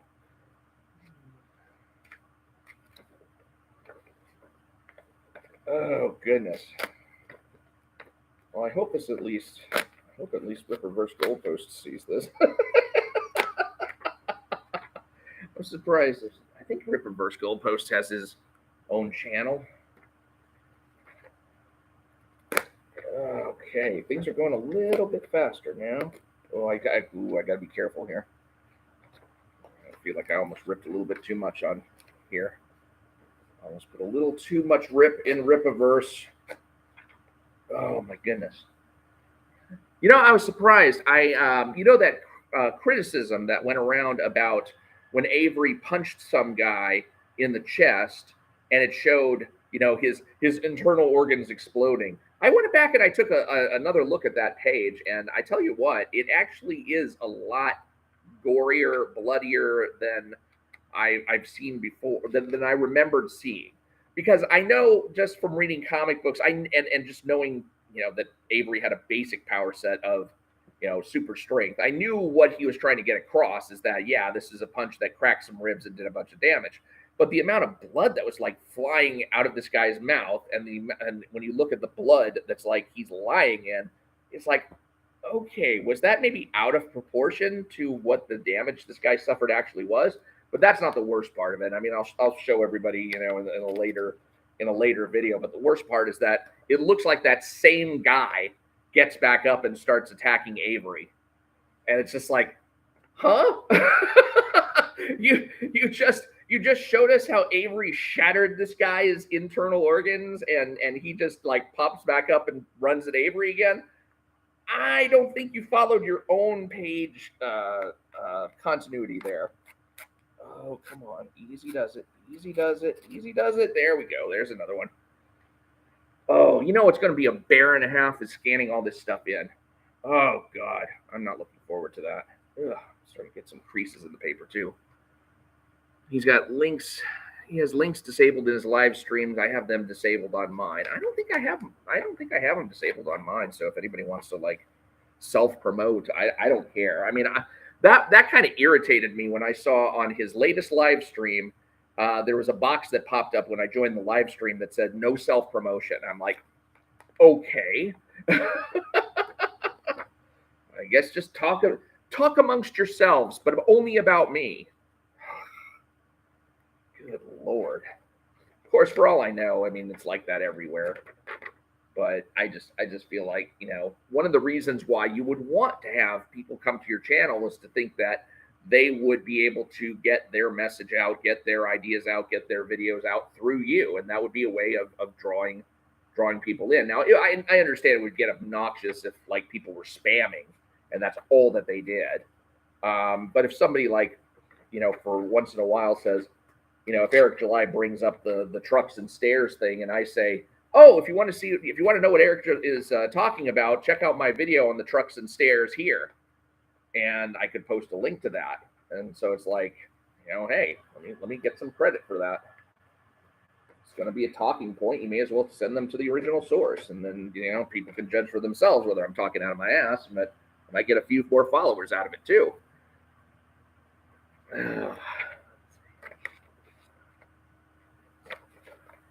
Hexallen Comics says, for the record, I'm not a hater, but not a regular Eric July viewer. I'm a lower echelon Comicsgate creator, just watching on the periphery. Yeah, I can call myself a hater because I've been on his monetized hater show, but I'm not a hater. I really want the books to be better than they are. That's the main thing. It's like, I want, when this Chuck Dixon book comes out, I want it to be a good Chuck Dixon book. And not all of them have been gems. You can go check out my preview review of Joe Frankenstein, which he did with Graham Nolan a while back. They have reprinted it for a new edition, but I was not very impressed by that particular collaboration. Now, Graham Nolan's Ghosts of Matacumba Key has some potential, but I do think that the storytelling in there could use a couple of, upgrades in terms of the main character's relationship. So if you want to check out my video on the 8-page preview of Ghosts of Matacumba Key, do go see that as well. That is actually one of the reviews that I am most proud of, because I started doing like little modifications to Ghosts of Matacumba Key like on the page, and you can kind of see what it is that I'm talking about. And that is the kind of video that I want to make with these scans of ISOM #1 going forward. Is I want to be able to show people, the dialogue change that I'd make, or the word tense change that I'd make, or or coloring the truck something different, and why it matters. I want to be able to show people that, and that's why I had to buy this copy to destroy, basically, because I needed grist for the mill. Let's get another one of these threads out of here. Come on. Oh, it's like doing surgery on these damn things. All right. Yeah, we're down to the last. Down to the last. Oh, we're in the fight with we're in the last fight with Santuan. So we're actually pretty close to the end now. This is the part where he gears up, and we have no freaking clue what he's doing really. But this is where I guess he combines his strength and his super speed, or what's left of it. I don't know if he has any super speed left after this, but he combines the strength and super speed to send himself and Santuan through the wall. That's another thing that I had a real hard time picking up on. In fact, somebody had to show it to me. I did not understand that that's what had happened, was that they went through the wall and out to the side with the street. Oh, goodness gracious. It doesn't take much to get somebody who is capable of editing these things, though. I mean, my gosh. With all of the comic book professionals out there, don't you think there are comic book editors out there, too? You know, I don't know. Who would be the famous ones? I would freaking love to see Eric July pair up with Jim Shooter. Doesn't that sound like one hell of a combo? Eric July and Jim Shooter doing something together. Oh my God. I don't know what Jim Shooter's doing these days. And I know he's getting up in years, but I think he's still just as creative as did he ISOM Santuan's powers too? I don't know. I don't know that he did that. I mean, I would assume that he would have had to in order just to stay toe to toe with Santuan. But I think it was Yaira's speed that really made the difference, because without her speed, I doubt he could have done the thing about sending them both flying across the parking lot, or across whatever it is that he did, through the wall and whatnot. It looked like that had to be an integral part of it. Yeah, after the first beat down from Santuan, did he absorb that? Possibly. It definitely seemed like he was not Santuan's equal, for starters.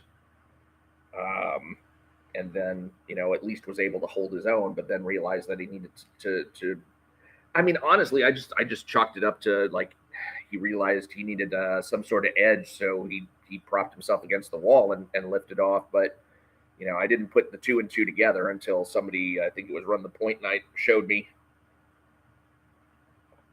the Yaira connection and how speed could have been the deciding factor.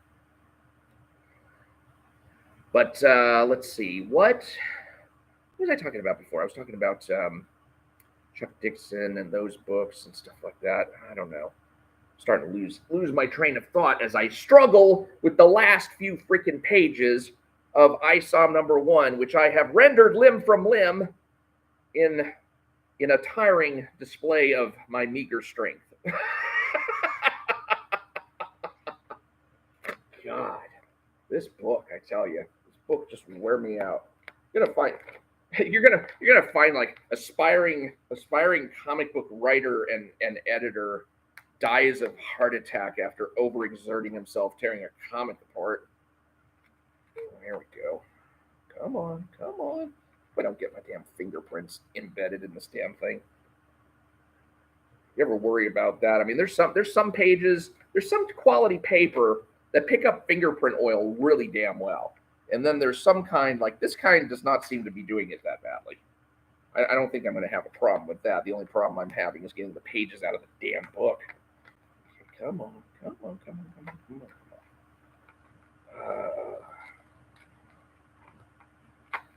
Oh, that one looked good. Okay, come on.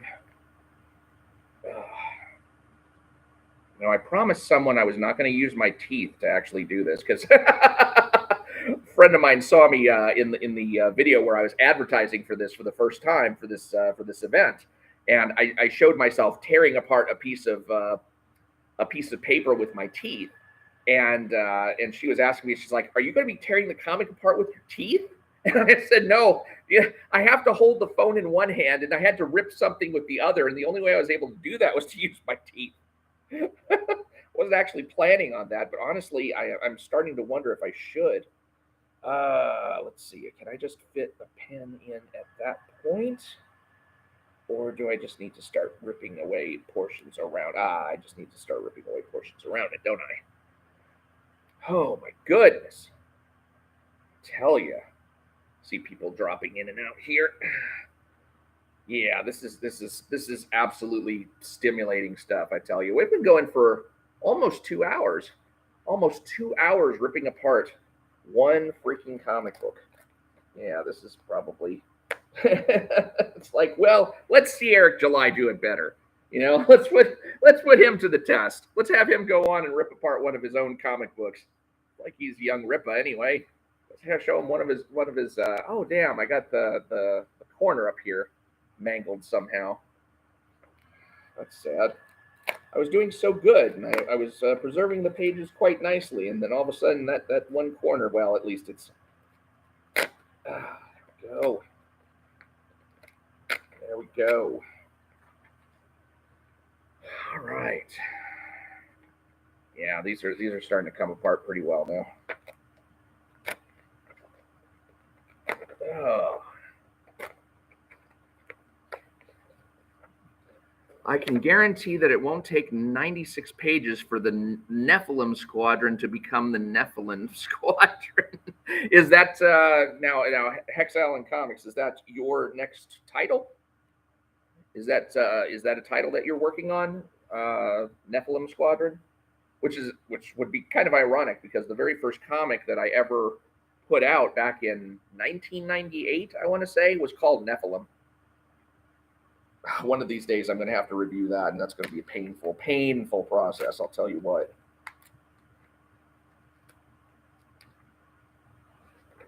Okay. What else have we got? Yaira. The interesting thing about the Yaira book, I did check out the Black Widow run that the Soska sisters did. I had never heard of the Soska sisters before they were announced as the writers of the Yaira #1. And I did not link is above. You said link is above, but I don't see a link. I tell you what, when the live stream is I guess I must have links turned off or something. Do I have links turned off?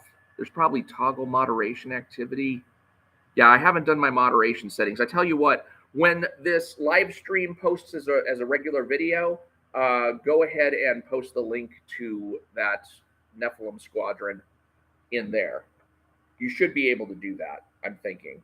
If you wind up having a problem with it, actually refresh the page after you've posted it, see if it's there. If it's not there, then give me a shout or send me a message on Gab if you've got a Gab account. That's kind of the best way to reach me. Or just leave a comment and we'll figure something out. But I'll make sure that you get a chance to post that NEPHILIM Squadron on this live stream as a reply. Because I do not mind people promoting themselves. Because honestly, I mean, you know, it's kind of what is the whole, you know, converting your, oh, you have to be a moderator in order to possibly, yeah. Because what is the whole thing about converting your viewers into sales anyway? It's kind of like I scratch your back with my video content, and you scratch mine with you know, occasional bursts of money. I mean, that's basically how Eric July's model works. I mean, why shouldn't it work all the way around? Should I try? I think I should try attacking this from the back, but I don't know. I'm kind of it's rib meat time again. It's rib meat time again. This stuff is falling off the bone again. Yeah, here it goes. Oh, God, it's those are a joy to detach from each other. Oh my goodness. Oh, look at that. Goodness gracious. Oh, it doesn't get any sweeter than that. I hope there are haters out there that can come back to this video and get some enjoyment out of this. I know I'm not like ripping the pages themselves into, but like I said, I got use for these things. I'm going to put these things to good use. I'm going to scan them in. I'm going to put them into my computer, put them into PowerPoints, and basically we aren't done quite yet. That's right. I still got a few pages to disentangle here. And this is one of the things that got me is like you get to this point in the NORFRICA concert, and then all of a sudden, Rippaverse, we will win. And it's like, okay, are you done now? It's almost like, you know, watching the end of Return of the King, where it's like, okay, now is the movie done? Okay, now is the movie done? Is the movie done now? Is the movie done? Is the movie done now? That's pretty much the feeling I got when I was trying to read this stuff. All right, we are almost done. Oh God, it's been such a long time. It's almost 2 hours. It's probably going to be the full 2 hours by the time we get done with this thing. Whew. All right, can I get the binding? Ah, there we go. There's. This will be the last couple of strings. And now we just got the NORFRICA preview at the end, and it's all, come on, just come apart like butter. Just like butter. All right. There we go. That's right. Savor it. Yeah, you know, I don't know. Do you happen to? Well, I guess if it's Second Street Marvel says most people disable link dropping because of spammers and bots. I mean, have you ever seen like a big problem with that? Of course, I guess with it turned off, you wouldn't see a big problem with that. So I guess it's kind of a moot point. But it is disappointing because, you know, I like to be able to say, you know, hey, check out my Rippaverse videos, and then be able to put a link to my playlist, and, you know, have people experience my point of view on it. But, you know, hopefully there are some people who are going to just go ahead and visit my page. NORFRICA. Ooh, we are right at the end, folks. We have made it all the way. And who stayed with me to the bitter end? Is there anybody here who was originally here at the beginning? I somehow doubt it. I see Hex Allen Comics, I see Second Street Marvel, and I see, you know, one or two other people. Oh, and there it is, people. The last 2 pages of ISOM #1 disassembled. Woo! Woo! All right. You know what? I'm going to do now? I'm going to have a little celebratory. Toss up in the air.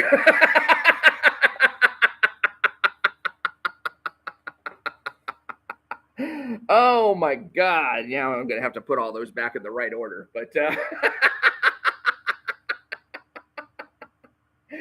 oh gosh. Well, thank you all. Thank you, whoever, you know, if you were here from the beginning to the end, if you just dropped in for a little while just to say hi, if you dropped in just a little while to lurk, if you're one of the later viewers watching this and saying, you know, oh, you know, where's my Kleenex? I need to see this guy tear apart a issue of ISOM #1.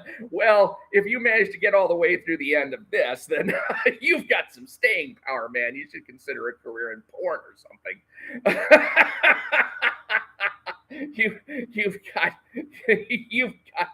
what would you call it? You've got despising for days. Yo, Hex Allen Comics says you're going to get me in trouble with my CG overlords. Well, you know, I think they'll understand. I think they understand that I'm actually doing it for good reason. I'm not just hating on it. I'm not just you know, doing it to be spiteful. I mean, I have an actual use for those pages now, and I will now go through the process of first, you know, sorting them into the correct order, and then scanning them into my computer, and then I'll be able to use them as part of my ISOM retrospective. So yeah, all right, good job. Thank you for the support. Thank you for the moral support, and I hope you catch some of my videos and future live streams, and keep tabs on my YouTube shorts for other announcements. I'm Mike Partika. I've got video channels on YouTube, Rumble, and BitChute. And I've got social media right now on Gab. I've been looking at Truth Social. I'm still, you know, kind of hesitant about getting on another platform after Twitter kicked me off, but I may go ahead and get on that one, because that's like the only one where I guess the I was going to say something terrible about Gab, but it's probably not anything that hasn't been said about Gab before. But God, it would be nice if Gab was not the kind of echo chamber and insane asylum that it is. I would actually like to see it. I would actually like to see what I really think. What would be really cool. This would be the coolest thing in the world. Is if somebody like if Robert F. Kennedy got on there and was basically saying, "Hey, I can speak freely on here," and you got a presidential candidate on Gab. Oh my God, because I don't even think Donald Trump has a Gab account. I think they've got his ID held for him, but they don't have him actually on the platform. Well, because he's contractually obligated to Truth Social, but I think that actually runs out pretty soon. But I would, first executive order, if the president takes office, basically say, okay, every Twitter account that the government has must be replicated on Gab. That is what I would do, because I would basically say, okay, the people who had their speech taken away need some way to get to the government and communicate what it is that they're thinking. And that would be one way to do it, is basically put it on Gab. And the only thing that you can get kicked off of Gab for is like porn and actual violence, inciting violence, and I think an overindulgence in sports. I don't know about that, but I heard something about the sporting content. So I'm still curious. Okay, Hexalon Comics says, I'm still curious about reading for myself. You mean reading ISOM #1 for yourself? Well, like I said, they do the ISOM #2 campaign does have the catch-up pack, and I would say that if you're going to bother spending all that money on tax and shipping, well, the shipping cost is usually levies a good exorbitant fee. You may as well go ahead and buy the catch-up pack. Although ISOM #3 is going to be the completion of the ill-advised arc, so there's going to be a catch-up pack for that too. But the fact that Alpha Core and Yaira are coming out, they may have something that dovetails in with ISOM #3 that you're going to want to read before then, and you're certainly not going to want to read like Alpha Core or Yaira without, I guess, having read ISOM #1 first, at least, because that's where they make their introductions. So I would say, if you have the disposable income and you're absolutely lacking in stuff to read, then buying 1 and 2 together is I mean, I can't necessarily say it's a safe investment, but at the very least, you won't be disappointed by, ISOM #1's kind of lack of conclusions. You will have more stuff to read about, more of his backstory to read about. And I'm hoping that at the point of #2, all of the people who are saying, well, you're not giving us enough information, will at least be satisfied that that background has been provided. So, we'll see how it goes. It's a toss-up, and whether the quality of the book improves, I mean, that just depends on who Eric July has been listening to. Whose advice has he been getting? Who has he been getting to read his books? Because I tell you, I mean, it's kind of like when I did the video on John Delarose and his commentary on Eric July, when I basically said that Eric July is not getting good advice from this guy because he hasn't even seen the flaws in his own comic book. Then go ahead and you can look up that video. I think it's Eric July is not getting good advice or something like that. I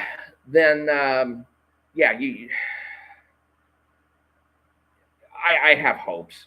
That's about all I can say for it. So anyway, if you're interested in linking up with me on Gab, go ahead and hit me up there. Otherwise, I also have books on Amazon. You can look up Mike Partika on Amazon.com. I've got some nonfiction books out there. One of them's a collection of humorous tweets back from the 140 character days of Twitter. One of them is my idea for a cultural bill of rights. Another is my collection of like 20 years of writing on various subjects like just politics, religion, and life in general. And I've got a couple of Christian literature books called The Fathers versus the Watchtower, and that has to do with Jehovah's Witnesses' misinterpretation of various church fathers' teaching. And if you're into religion and you like studying comparative religion, then maybe you'd like to pick up one of those. So that's check me out on Amazon. I'm also on Smashwords and Gumroad. I have some books there. 2 of my books though are exclusive to Amazon. That would be Thoughts Along the Way, which is my 20-year collection of writings, and Try to Blend In, which is my humor writing from Twitter. So I am going to go ahead and click off now. It is about 11 o'clock my time.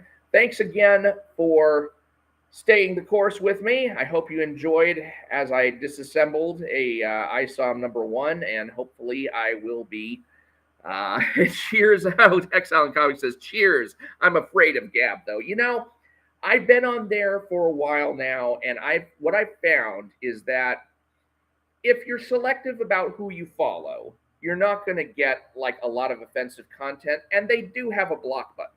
So a block button, you know, is really all you need, because once somebody just starts jumping your shit on Gab, I mean, you could just basically block them, and then you're done with that person. Or if that person starts spamming you with material you don't want to see, then you know you can block that person. So it's the block button is your friend. And after you've blocked probably the 10 or 12 problem accounts that they've got out there that are responsible, it's really is, I would think, a Pareto principle kind of thing, where 20% of the bad actors are responsible for 80% of the offensive content on Gab. I mean, I really do think it's like that, and the rest of the people are just people who want to be able to say what's actually on their minds without fear of getting stomped for it. They might even be people who are maintaining Twitter accounts at the same time, and they just know that they can't talk about certain things the way that they'd like to, and so they're on Gab because they just need to have a home there. I got kicked off. I'm not exactly sure why, of Twitter.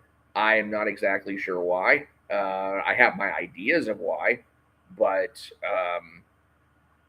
I don't know for sure, because I asked them 3 times to tell me what it was that I offended against on there. And on each of the appeals, they did not give me the tweets tweets that I had, that I had posted that offended them, or the rules that I had supposedly broken. And on the 3rd appeal, they just went and deleted my account. So my account's gone, and I assume there's no getting it back. So I'm disappointed about that. But on the other hand, I feel like my life has gotten a little bit better now that I'm not on Twitter anymore, because I used to save like the most caustic part of my personality and expressed it on Twitter, and now I can't really do that. Of course, I'm starting to like bleed that over into the YouTube Shorts, which is probably not the best of ideas either. But usually when I'm wearing the green hat, I'm basically taking some idiot to task in a very caustic way. But yeah, there's probably, when you're on a social media platform, one of the problems is that you have this desire to be one of the people who's interacting and be part of the conversation. And that can be a struggle, because number one, you have to keep tuned into the conversation just to make sure you stay relevant. And then the other thing is, you're saying these things, and do you really want to be saying these things? Do you really need to be saying these things? It's like when Jordan Peterson goes on Twitter. It's like the worst thing in the world for him, because he comes across in his videos and he comes across in his interviews as somebody who is empathetic and caring and very concerned and sometimes angry. But in Twitter, what comes through is just anger, pretty much. I mean, it's this, you feel like he wants to reach out and grab these stupid people and just drag them over broken glass and say, do you get the point now? And when he does that, it's like, I actually, before I lost my Twitter account, I actually had to stop following him, because it wasn't fun reading him in the way that it's fun to watch his videos. So I feel like probably for me, the same thing was happening more and more with me. And I don't know that I need that. You know, I don't know that I need to be in that constant state of wanting to punch someone in the face with a tweet. You know, that's basically what Twitter can be for sometimes, and that's just not worth it, really. So, you know, I have come to terms with, you know, the fact that I'm no longer on Twitter. Would I get back on if I were offered the opportunity? Of course I would, because I have lost contact with Ethan Ben Skyver. I've lost contact with Eric July through Twitter. I've lost contact with you know, a lot of the Comicsgate creators and other comics people and just celebrities and just accounts that I would normally follow, that I've lost contact with all of them because I'm not on Twitter anymore, and that's a sad thing. But it hasn't been the humongous loss that I thought it would be, and I think that if you've never taken the time to like get off of social media for a while, then you might want to try it, because if you take that out of your life, and maybe all you do is read and not post for a while, and you just restrain yourself where you feel like, you know, I don't need to post for, you know, 5 days, and you give yourself a break, you could probably do your mental health a whole lot of good, because then you're not unleashing on people the way I remember, you know, unleashing on people on a regular basis. So yeah, I mean that's. But as far as being on Gab, I mean, number one, it's kind of an echo chamber over there. So especially if you're conservative and if you're part of Comicsgate, you probably are. Then you will likely not find anything that you're going to really want to comment against, and so you're not going to be in that constant adversarial mode. On the other hand, it's going to be kind of boring, because you're not going to see people with a diverse range of opinions or things that you could potentially make fun of if you had the opportunity. So, you know, your mileage may vary, but I would not be scared of getting on Gab. I would say go ahead and get on there, and you know, throw them a little money if you have a chance. I have actually considered investing in Gab, because they are doing kind of like not an IPO per se, but they are doing where they're opening it up to sell shares of the company because they need to raise capital. I'm considering getting in on that, and not really because I expect I'm going to necessarily make a lot of money off of that. I think it's more just for the thing of, I need this thing to keep going in the future, because I have no other social media medium other than, you know, perhaps Truth Social if I ever get on there. Parler sure as hell didn't work out. I don't think I was even able to bring Parler up at the time. So, and you know, with Twitter blocked to me, then I mean, where else am I going to go for that? So yeah, I wouldn't be scared of getting on Gab. Let's see, you're on Getter and Minds. That's too much social media. How are those, by the way? Because I've never been on Minds, and Getter. I don't know. Getter just seemed like it was kind of. Hex Alan Coffee says, I think Parler killed my account because I was following the Proud Boys. I can't even get on a Parler now. I think the last time I tried to get on Parler, it said the server was down. But their desktop interface was ass. I mean, they had no desktop interface skills whatsoever. I guess they probably focused on the phone aspect of it, which is probably smart. But I use the desktop all the time. I'm generally not on Gab on my phone. I'm generally on Gab if I'm on my computer, and I'm generally on. I used to be on Twitter all the time on my computer and also on my phone. But yeah, I don't know. Yeah, as far as Parler goes, I think I don't know if they're shut down. And as far as Getter goes, I saw something in their terms of service or something that kind of threw me off. As far as, it seemed to say something to the effect of, you know, if we get sued for anything that you say, that the cost goes on to you, or something like that. Or if we suffer any losses, you know, we're going to pass the cost on to you. It's just something that was a little bit creepy about it. And then, of course, Truth Social. I mean, I have no idea what that is like. But I'd be curious to know if the Getter environment is anything to even pursue. Because I mean, Twitter was nice, but you know, I have gotten to the point where I can live without it. It's surprising, because when you're embedded in the social media, you think, oh my God, I can't live without this social media. And then all of a sudden you're cut off from it. And I'm like, I'm still alive somehow. You know, I took my helmet off and I thought I was in a vacuum, but I'm still breathing. So, okay, that's enough rambling from me. Thanks again. I'm Mike Partika.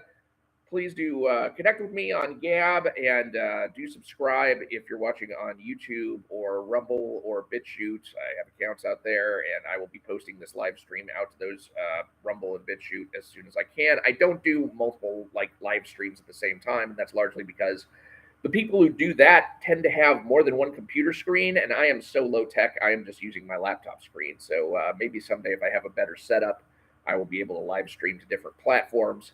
And I am hoping that YouTube will be rolling out their new monetization strategy for people later. There are certain features that will open up monetization, some aspects of monetization, not ad revenue, but other things, to creators who have 500 subscribers, and I have 540 something, and 3,000 public watch hours in the last 365 days. And I'm up to about 2,800, 2,900. So I'm getting there. And so if I can get that minimum threshold, you know, maybe I can open up live streams like this to things like super chats and super stickers and things like that, like I see on the Darren or on the Ethan show or on things. And then finally, if I hit the 4,000 watch hours mark, I can get up to the, but I need 1,000 subscribers as well for that. Then I can get up to the ad revenue from Google's, although hopefully that's not going to wind up annoying the hell out of people. I know ads just kind of annoy me every once in a while because I'll be watching something and then right in the middle of the video, poof, you know, here, do you have erection dysfunction? No, God damn it, I don't. Stop assuming. So anyway, all right, I'm going to cut this off because I've gone entirely too long. Thank you for watching. 2 hours and 16 minutes. I would say I'd spent probably about 1 hour and 45 of those actually disassembling the comics. So feel free to go back and watch this as many times as you like. You know, if this satisfies your Rippaverse hate urge, you know, you are welcome to just keep watching and watching and watching. I'm Mike Partika. Thanks again for watching, and I will talk to you later.